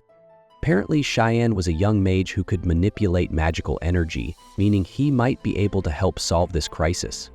Balfi asked if they could gather other mages to fight the monster, but Cheyenne shook his head. Learning magic took time, and most of the gifted ones had already fallen victim to lethargy. To make matters worse, Balf revealed that the doctors had made little progress in understanding the disease. At this point, he was desperate for answers and wanted to know if Cheyenne had any ideas. That's when Cheyenne's confidence kicked in. He had a plan. The Lord's eyes lit up with hope. Cheyenne explained that in a healthy body, magical energy naturally replenishes during rest. But those suffering from lethargy had lost their mana entirely. Something was blocking their recovery. The solution? He could try donating his own mana to the affected patients. Belf hesitated. That sounded dangerous, but if they did nothing, people would keep suffering. Cheyenne, fully aware of the risks, declared that idealistic words wouldn't save anyone. He was willing to do whatever it took to help his sister. He suggested starting with those who had no chance of survival, using monsters as test subjects first. Impressed, Belfay granted him permission to carry out the experiments. He even provided experts in monster medicine and soldiers to ensure everything went smoothly. Cheyenne found it odd that the Duke was giving so much power to a mere child, but there was no turning back now. Soon after, he met his research team. The first was Cole Leister, assistant to the renowned Dr. Alphonse. Cole clearly wasn't thrilled about working with a kid and saw it as a waste of time, but orders were orders. Before he could say anything else, a woman intervened, scolding him for his arrogance. Her name was Rafina Spiro, a knight and the ruler of Zep and Last. Despite her grand titles, she fumbled when her visor fell off, giving Cole the perfect chance to tease her. Rafina, flustered but determined, assured them she was a capable knight, having been personally recognized by the monarch. Then there was Bridget Kite, who introduced herself so quietly that no one could hear her at first. Eventually, she managed to say she was an expert on monsters. With introductions done, Cheyenne made it clear that this mission was no joke. They had very little information to work with, and failure wasn't an option. Outside, he demonstrated his magic, summoning a bolt of lightning that left everyone stunned. When Cole asked how this related to curing lethargy, Cheyenne explained that magic, when overused, could lead to extreme exhaustion, just like the symptoms of the disease. This revelation made Cole rethink his stance on the whole situation. As the team set out for their first experiment, Rufina struggled with the weight of her armor, falling behind. Cole had other duties at the clinic, so the rest moved forward. Bridget, curious about the invisible monster, asked if it was connected to lethargy. Cheyenne explained that magical energy could be dangerous if not handled correctly. He had used it against monsters before, but when they reacted with their own mana, it burned them from the inside out. This made him wonder if controlled energy transfer could be the cure. But they needed test subjects, ones with mana. When Cheyenne was about to discuss the invisible monster, Bridget freaked out, grabbing him by the collar, demanding to know what it looked like. She had an obsession with specters. Before they could continue, a monster appeared in their path. Cheyenne felt uneasy, but Bridget's eyes sparkled with excitement. Rafina, despite her heavy armor, rushed forward. Then, as if fed up, she shed her metal plating and crushed it with brute force, proving she was more than just a noble's daughter. She was a true warrior. As the battle began, Cheyenne cast a lightning spell, but he missed. He quickly realized something strange. His recharge time was much faster than usual.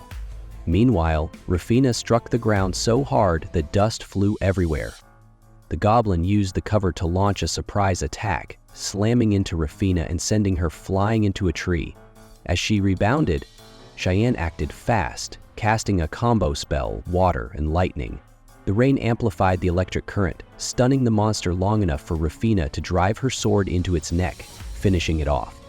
Afterward, Rafina bragged about landing the final blow, but Cheyenne reminded her that they needed live test subjects. Bridget asked if she had forgotten their mission, and he sighed. Yeah, she probably had. That's it for this episode. Thanks for watching. The next morning, Rose served tea to Sion as he asked about his mother. She explained that she was staying with Mary to take care of her. After that, Rose brought up Sion's research on lethargy disease and offered to help. However, Sion pointed out that she was already busy with household duties, and frequent trips to Australia would be too much for her. Rose agreed, but still felt frustrated that she couldn't do anything for Mary. Cheyenne reassured her that her presence at home, helping his mother, was already a great help. Meanwhile, he left for Astria with Cole, unsure of where they were headed. Cole eventually told him they were going to the clinic, following orders from the Duke. He believed the visit might reveal important clues about treating lethargy disease. At the clinic, they found patients with milder symptoms. While observing one of them, Sion noticed faint magical energy when he touched the patient's hand. It confirmed his suspicion that those affected by the disease were having their energy drained. Earlier, Sion had discussed with Cole the idea of transferring magical energy to the patients. Cole was skeptical, but Sion insisted on trying. When he transferred a small amount of energy to one patient, there was a reaction. The patient moved his hands and opened his eyes.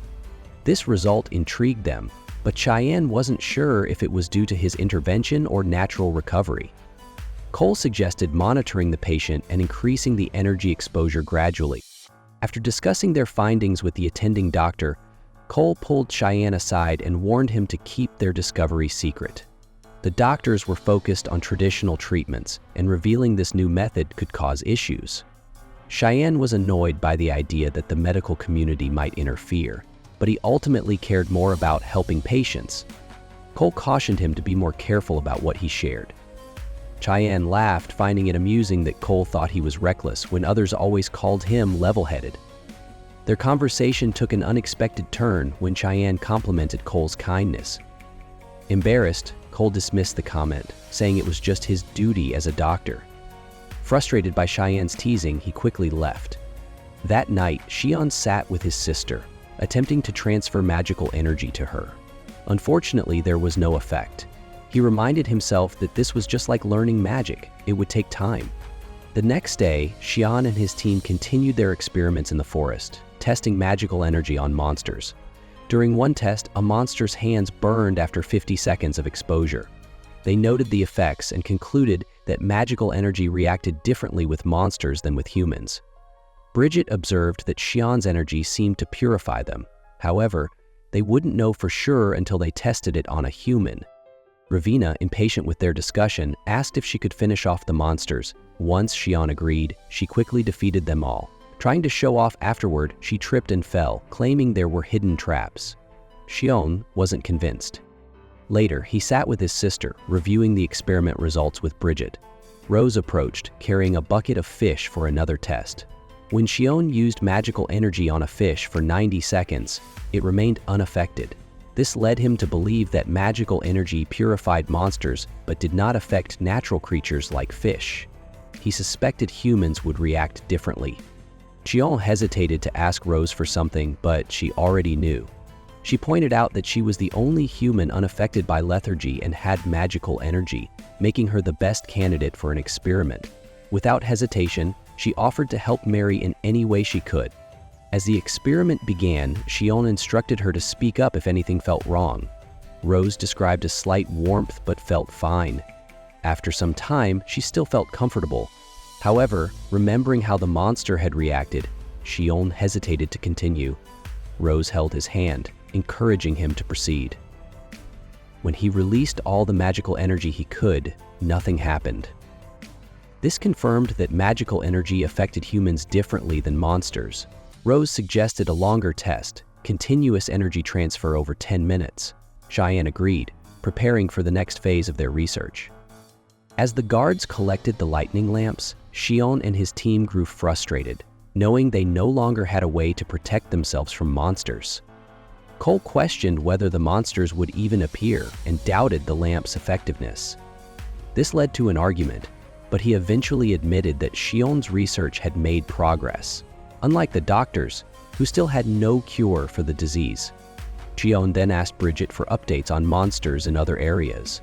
She informed him that aside from the Wraith monster, there were no new sightings nearby.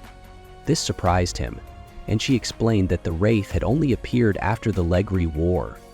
When Sion asked about the war, Ravina and Bridget explained that it happened 1,000 years ago, when all nations united against the demons. Some believed Legri was the name of the war's leader, while others thought it was the name of a country that vanished afterward. Meanwhile, the Duke recorded recent dangerous events and updates on their experiments with slumber sickness. After 90 days, patients showed small improvements, such as slight finger movements and blinking. By day 135, they discovered that an excess of magical energy in the body, not its depletion, might be causing the illness. Despite doubts about the Wraith monster's return, the Duke ordered the continued production of lightning lamps as a precaution. On day 201, they learned that magical energy in a person's body could be replaced with another's. By day 209, Sion's magical energy was severely depleted, forcing him to find ways to replenish it. However, no significant progress was made by day 380, or even by day 562.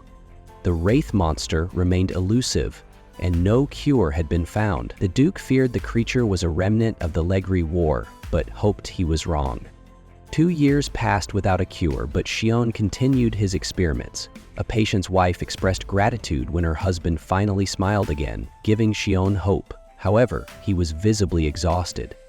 Cole noticed this and urged him to rest, but Sion insisted he was fine, though it was clear he was struggling. Returning home, Sion was welcomed by Ravina, Bridget, his father, and Grast. They gathered for a meal, but the mood darkened when Sion thought of his sister. His father suggested he take a break, but Sion refused, saying he had only drained his magical energy, not his strength. The family insisted he had worked tirelessly for 2 years and needed rest. Sion reassured them that he understood the importance of pacing himself, but would not stop until he cured his sister. He recalled how he once studied magic without knowing if it even existed, so slumber sickness was not beyond his reach. Even if it took his entire life, he would find a cure.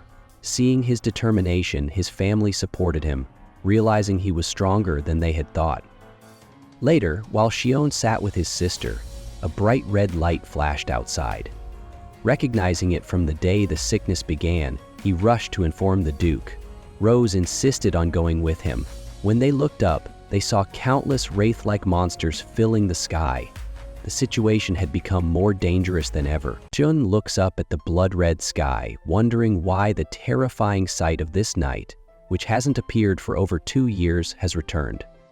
As he contemplates, 2 guards patrolling the streets pass by. Suddenly, a ghost appears right in front of them, but they don't see anything. Sion quickly shouts a warning and lunges forward, delivering a powerful punch that sends the ghost flying. Thanks to the nearby thunderlight lanterns, the creature's form becomes visible, causing the guards to nearly wet themselves in fear. Concerned that the townspeople are in danger, Sion rushes to inform the Lord. Despite his eccentric personality, the Lord immediately orders his subordinates to equip thunderlight lanterns in preparation for the impending threat. Hearing this, Sion breathes a sigh of relief and requests to join the efforts. Initially hesitant, the Lord ultimately agrees upon seeing Sion's determination. Sion then heads to the town's defense unit's gathering point, where he meets the arrogant and annoying captain. The captain dismisses the need for thunderlight lanterns, calling it the most ridiculous thing he has ever heard. The soldiers murmur among themselves, mocking the Lord for what they see as another one of his foolish antics. They still don't believe in so-called invisible monsters after all these years and complain that thunderlight lanterns are unnecessary. Why not just use oil lamps or torches? Suddenly, a voice announces that the 75th Royal Knight Squad hasn't been assigned a defense area yet. Recognizing the voice immediately, Sion knows it can only belong to Rafina. As it turns out, the leader of this squad had quit, and Rafina took the opportunity to take charge.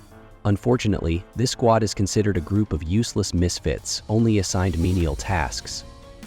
Coincidentally, the 2 guards Sion saved earlier are part of Rafina's unit.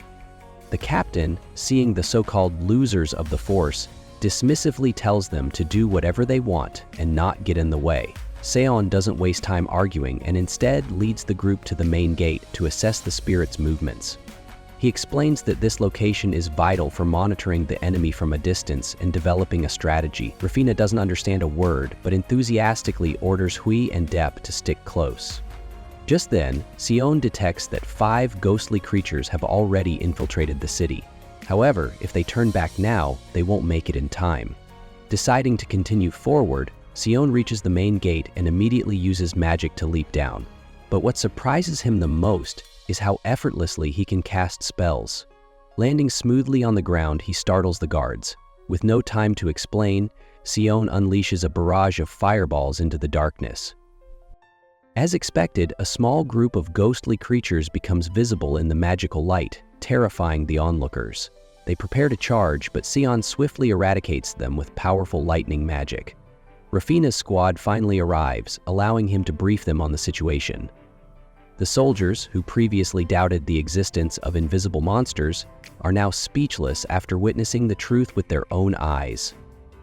Feeling an ominous presence, Sion quickly climbs to a high vantage point. His eyes widen in shock as he sees over 100 ghostly entities shrieking and charging toward the city.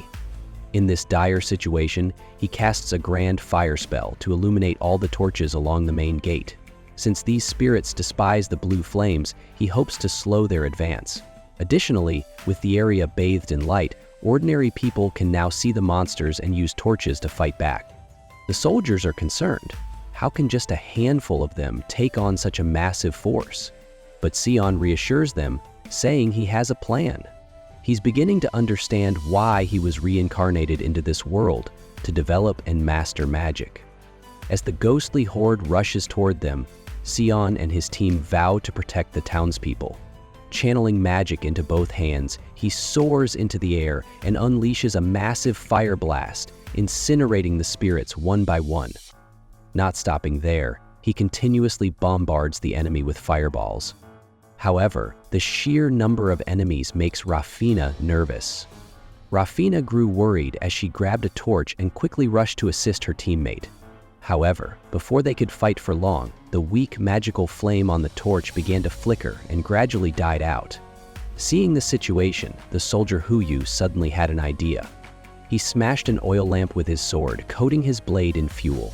When combined with magical fire, the technique allowed Rafina to cut down the monsters with ease. Even the once dismissed soldiers proved their worth in battle.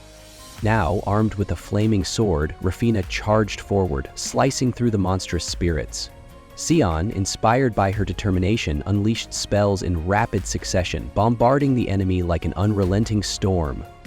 Yet, a lingering question remained in his mind. Despite casting hundreds of spells, his mana reserves showed no signs of depletion. The eerie environment of the night seemed to sustain his energy, much like the mysterious events of 2 years prior when similar creatures had emerged, bringing with them an epidemic of extreme lethargy. Some believed that excessive mana consumption had disrupted the body's natural balance, but there was no time to dwell on theories. Survival was the only priority. Without warning, the spirits changed tactics. They hurled themselves into the torches near the city gates, extinguishing the flames and plunging the battlefield into darkness. Their unexpected intelligence sent a wave of unease through the defenders. Acting swiftly, Sion commanded a retreat before channeling a powerful surge of mana. He absorbed the remnants of nearby fire, compressing them into a massive, swirling inferno. The resulting explosion of flames surged across the battlefield, incinerating countless enemies in an instant. The battlefield fell silent as the smoke cleared, revealing a wasteland of scorched remnants. Though victorious, Sion was left drained from the immense mana expenditure. Yet, the respite was short-lived. More ghostly figures emerged from the shadows, their numbers seemingly endless. The warriors, already exhausted, forced themselves to stand once more. Reinforcements arrived just in time. Grad, a seasoned warrior, led a band of adventurers into the fray, turning the tide of battle. Among them was Brigitte, a young strategist with an obsession for monsters. She quickly directed the warriors to dip their arrows in alcohol and ignite them with magical flames.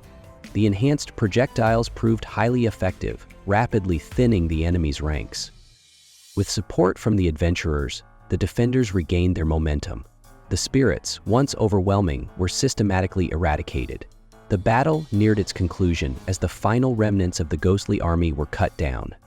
Just as victory seemed certain, the city's captain arrived with his soldiers, accusing the warriors of fabricating the entire battle to cause disorder. Despite the protests of the adventurers, the accusations continued, and the order for mass arrests was given. The soldiers moved in to detain the battle-worn fighters.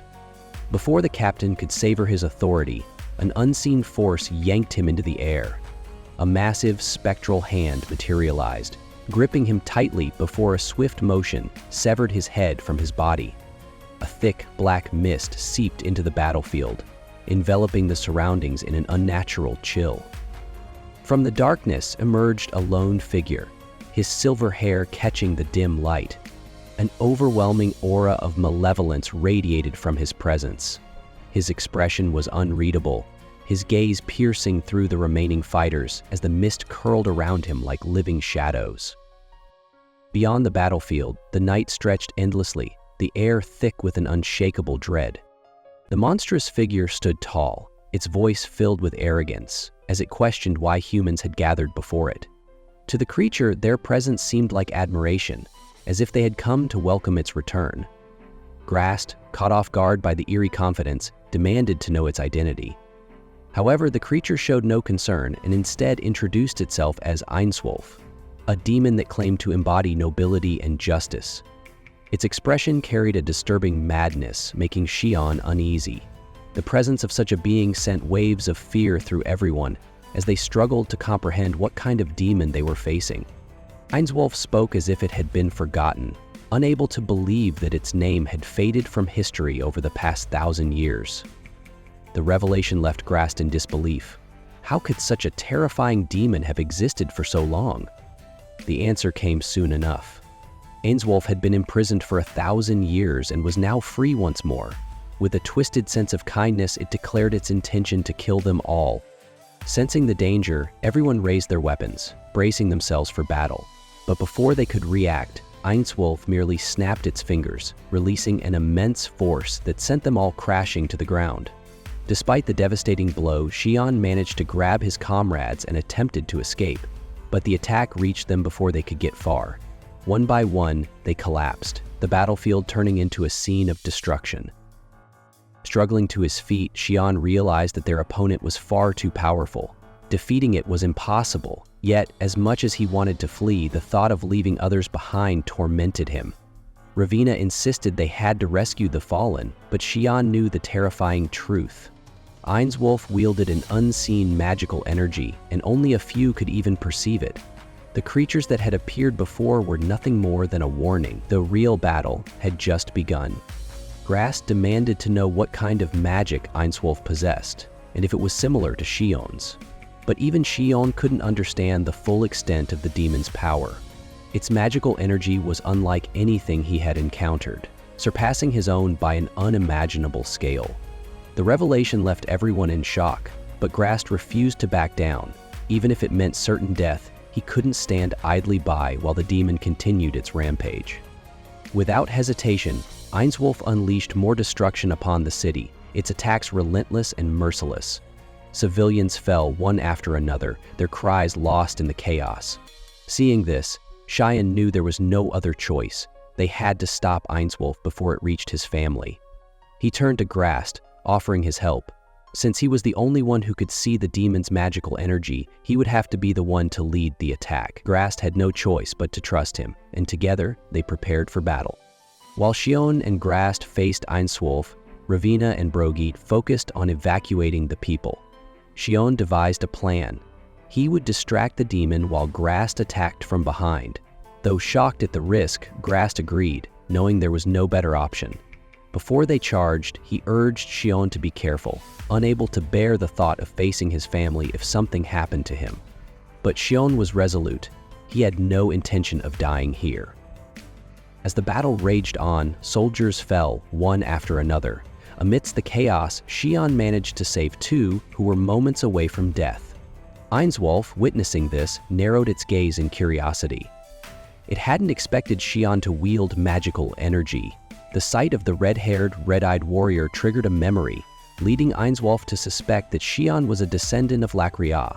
But in its eyes, humans weren't supposed to have such abilities. With a voice filled with menace, Ainswolf demanded answers, wanting to know where the rest of humanity had hidden and how a mere child could defy it. Sion struggled to grasp the meaning behind the demon's words. The creature, however, seemed amused by his confusion. It mocked him. claiming that everything had happened 1,000 years ago and that he had been deceived by traitors. According to the demon, humans had not learned from their past mistakes and remained as foolish as ever. Sion, being just a child, knew nothing of the truth and had been manipulated without realizing it. But even if he was unaware, the demon had no intention of sparing him. Determined not to fall, Sion surrounded himself with magic as the demon launched a fierce attack. He managed to evade the strikes, but the relentless assault did not stop. Dodging each attack, he attempted to counter, yet his efforts had no effect. The demon moved with incredible speed, appearing behind him in an instant. Though Sion tried to react, he was struck with force. Even so, he endured and refused to collapse. The demon, eager to display its true strength, unleashed a powerful spell.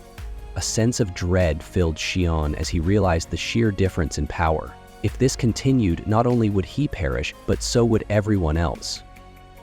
Memories of his loved ones surfaced in his mind, reigniting his determination. He could not allow himself to die here.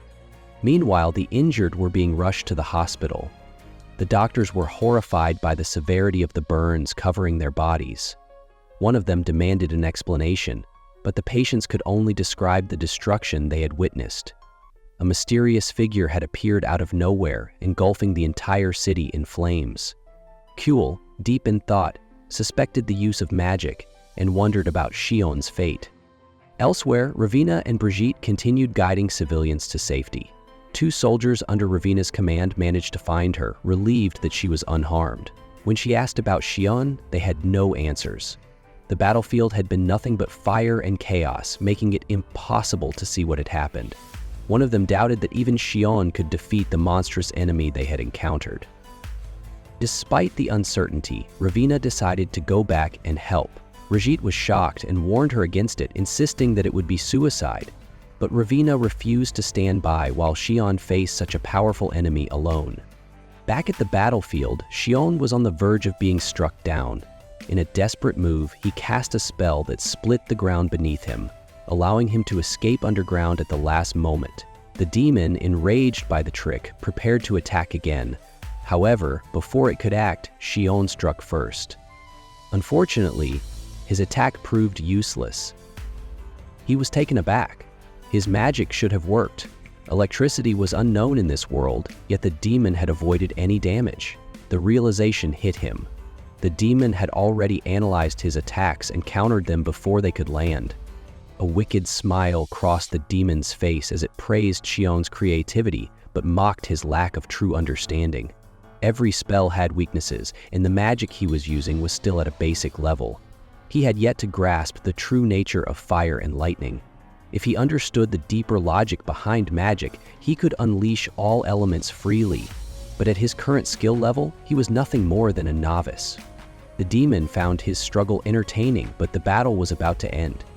Seizing an opportunity, Grast attempted a surprise attack. However, the demon reacted effortlessly, countering the strike and delivering a devastating blow. Grast was left seriously wounded, his body unable to withstand the sheer force of the demon's power. Sion's father arrived on the battlefield and attempted to strike the demon, but his attack had no effect. The demon, unfazed, mocked the attempt and easily tossed him aside before turning back to Sion. Despite the overwhelming situation, Sion's determination to fight had not wavered, something the demon found intriguing. Acknowledging his strength and lineage, the demon offered him a deal: immense power and an extended lifespan in exchange for his identity. He would lose all sense of self and become nothing more than a puppet. Realizing the danger, Sion tried to escape, but the demon swiftly caught him.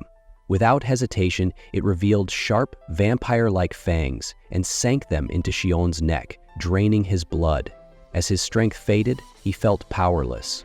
Just as he was about to give in, an image of a fairy appeared in his mind. Immediately, the demon recoiled, struggling to breathe. It recognized the fairy's blessing and became enraged, cursing the interference of those it called traitors. Its body reacted violently to Sion's blood, weakening it for a brief moment. However, it quickly regained its composure and unleashed a devastating spell, aiming to end Sion once and for all. Before the attack could land, Ravina intervened, saving him at the last second. The demon, now furious, prepared to strike again, but Sion urged Ravina to buy him a little more time. He knew he needed to gather his energy, but the demon's speed was far greater than his. Just as he feared he wouldn't make it, Grost and Sion's father launched another attack. This time, due to its weakened state, the demon took damage, giving Sion the opening he needed. At that moment, memories of his past life surfaced. Everything he had endured and learned came rushing back. Channeling all his power, he unleashed a final attack. The demon scoffed, believing the attack was too weak to cause harm. But as the flames spread, its expression changed. The intense heat burned through its body, causing it to scream in agony. The blue flames consumed the demon, breaking it down piece by piece. It struggled to comprehend what was happening until Sion explained the nature of his magic. The demon's arrogance had prevented it from understanding the dangers of blue flame magic, which had now turned against it. Unable to escape its fate, it cursed Sion one last time before vanishing completely. Ravina, still in shock, questioned if they had truly won. Sion, exhausted, confirmed that even if the demon wasn't completely destroyed, it no longer had any magic left to fight. With those final words, he collapsed from exhaustion. Ravina reassured him that it was finally over, that their victory was real. As he drifted into unconsciousness, one thought remained in Sion's mind. He would finally see his sister again. Shen felt as if he had just escaped from a terrible nightmare. His body trembled and he gasped for air as his eyes shot open. Fear gripped him, but before he could even gather his thoughts, he felt the warmth of his mother's arms around him. She held him close, her face filled with immense relief. She murmured softly that she was thankful he had finally woken up. The worry in her voice was evident as she admitted how afraid she had been, especially since he had been unconscious for so long. As Shen's mind cleared, he realized something. He had likely survived only because of magic. The thought made his heart race. Before he could process everything, the room's door creaked open and a familiar figure stepped in. It was Frank, the physician. He immediately approached to examine Shen, carefully checking his pulse and overall condition. After a thorough checkup, he reassured them that Shen was in perfect health. Still feeling disoriented, Shen turned to his mother and asked how long he had been unconscious. Coley hesitated for a moment before revealing that he had been asleep for an entire week. His eyes widened in shock at the revelation. The thought of being unconscious for so long startled him, and a deep sense of guilt settled in. His mother must have been incredibly worried during that time. A short while later, the door opened again, and his father entered, accompanied by Grasp. Concern was evident on their faces as they approached his bedside. His father immediately asked how he was feeling. Shen managed a weak smile and assured them that he was fine.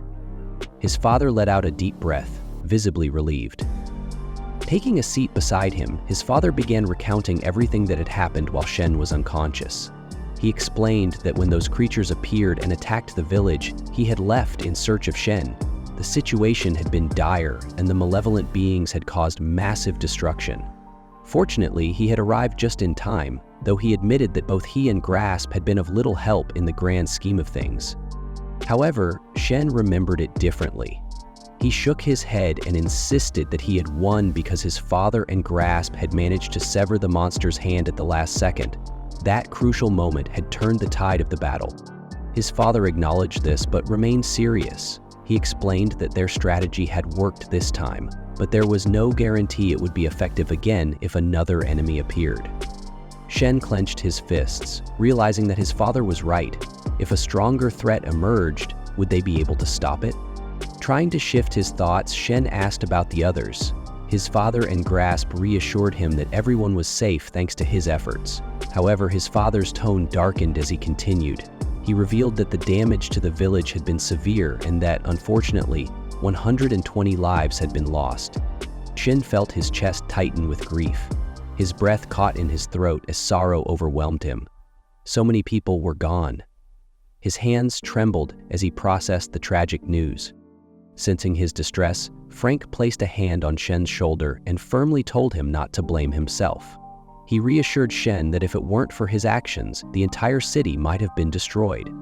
Instead, he had succeeded in defeating that cursed demon and should take pride in what he had accomplished. Just then, something unexpected happened. a sudden surge of energy coursed through Shen's body. A brilliant light flared around him, illuminating the entire room. He felt a powerful force awakening deep within him. His magic had grown significantly stronger, far beyond what it had been before.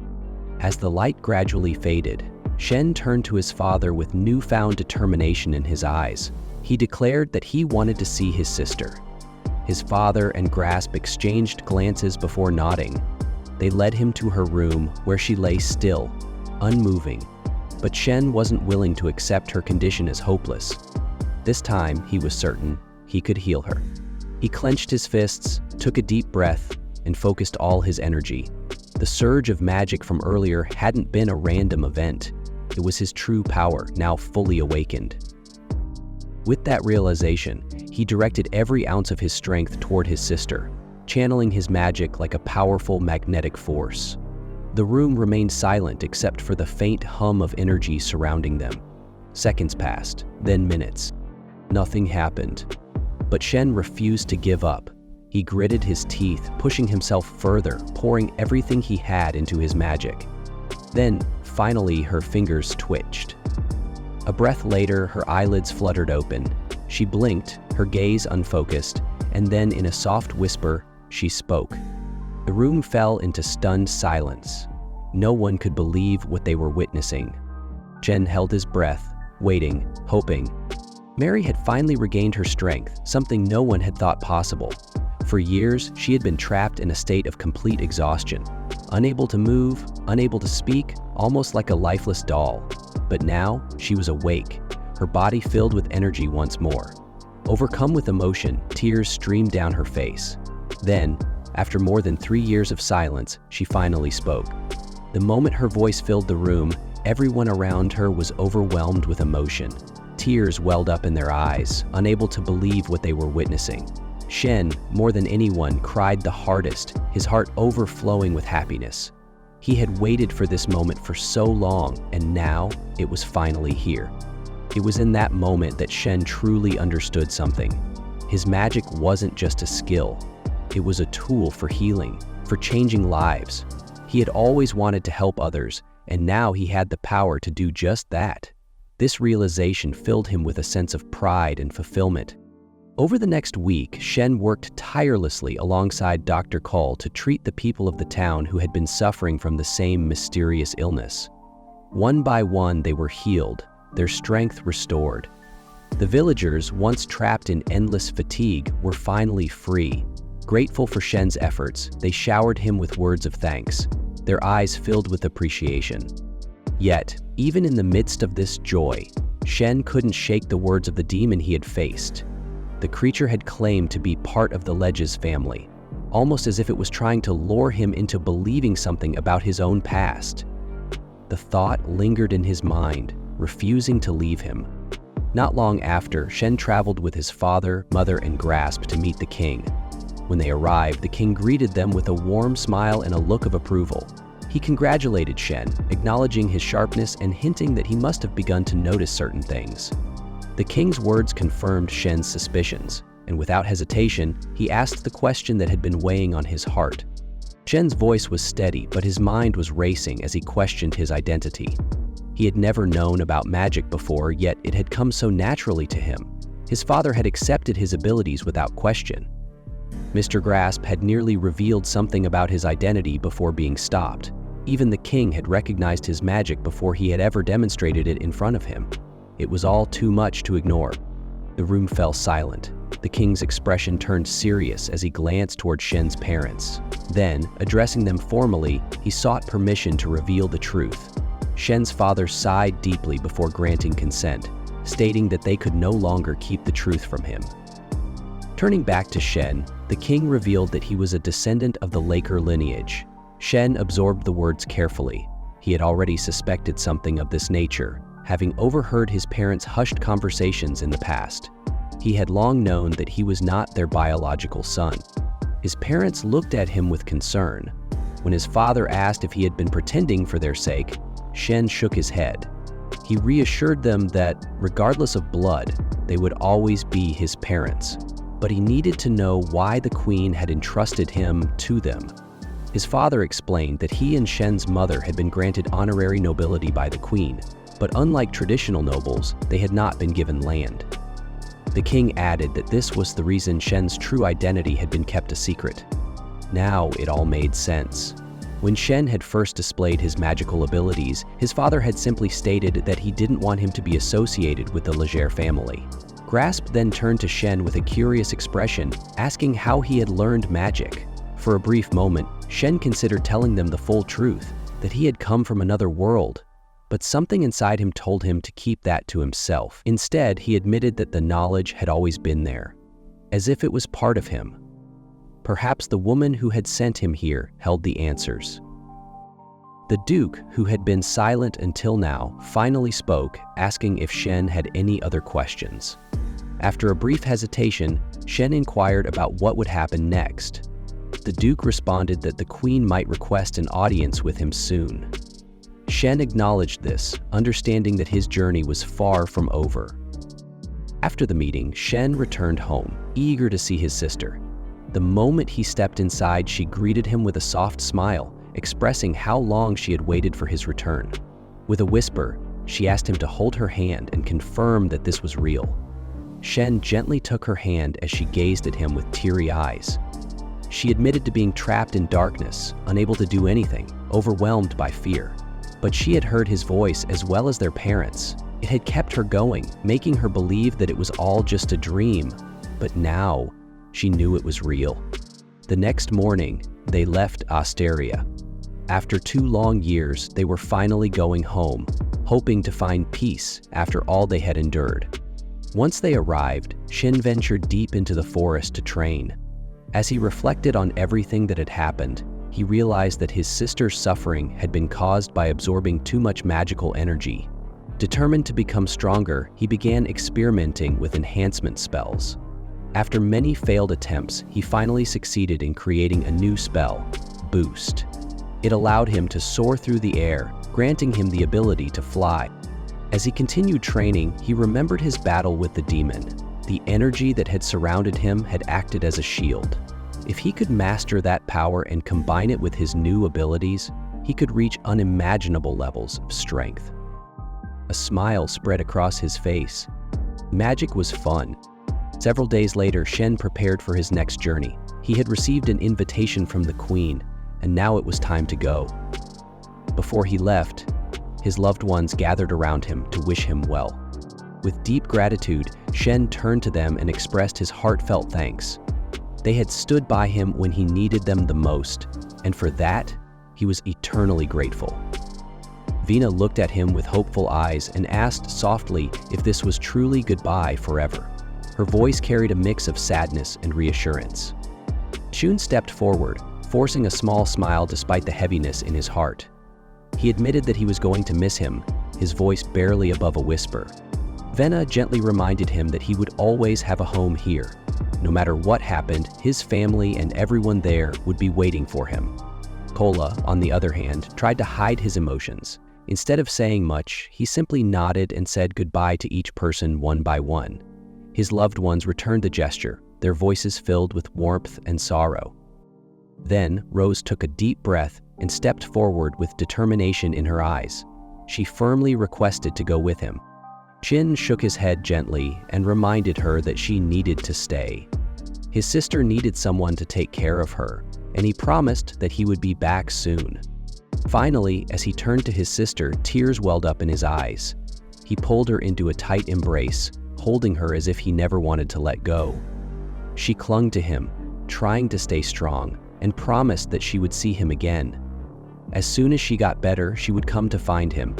Chin forced himself to smile and wiped away his tears. He softly told her that he would be waiting, giving one last goodbye before stepping away. As he walked forward, he was surprised to see a full military unit standing in formation, saluting him with deep respect. Commander Goff stepped forward and with pride stated that they were honored to serve him and would escort him safely to the capital. Still overwhelmed, Shin managed to find his voice and sincerely thanked them, nodding to each of them. Just as he was starting to process everything, another familiar voice called out. Ravina announced that she was coming too. stepping beside him with a determined expression. Before Shin could respond, Mary suddenly gasped and exclaimed in frustration that today was his birthday. She crossed her arms and questioned how he could forget such an important day. Shin blinked, momentarily stunned. Without another word, Mary held out a small box and handed him a necklace. She explained that they had all picked it together for him so that he wouldn't feel lonely. Her voice softened as she told him that she believed in him. He had already inspired so many people, and she knew he would continue to save others. His hands trembled slightly as he accepted the gift. A lump formed in his throat, and he could no longer hold back the emotions flooding his heart. With his voice cracking, he whispered his thanks. As the carriage finally began to move, he glanced back one last time. His family stood there, waving at him, their faces filled with love and hope. He kept watching until they faded from view, their figures disappearing into the distance. With a deep breath, Shin turned his gaze forward. A new journey awaited him. With that, Season 1 has come to an end.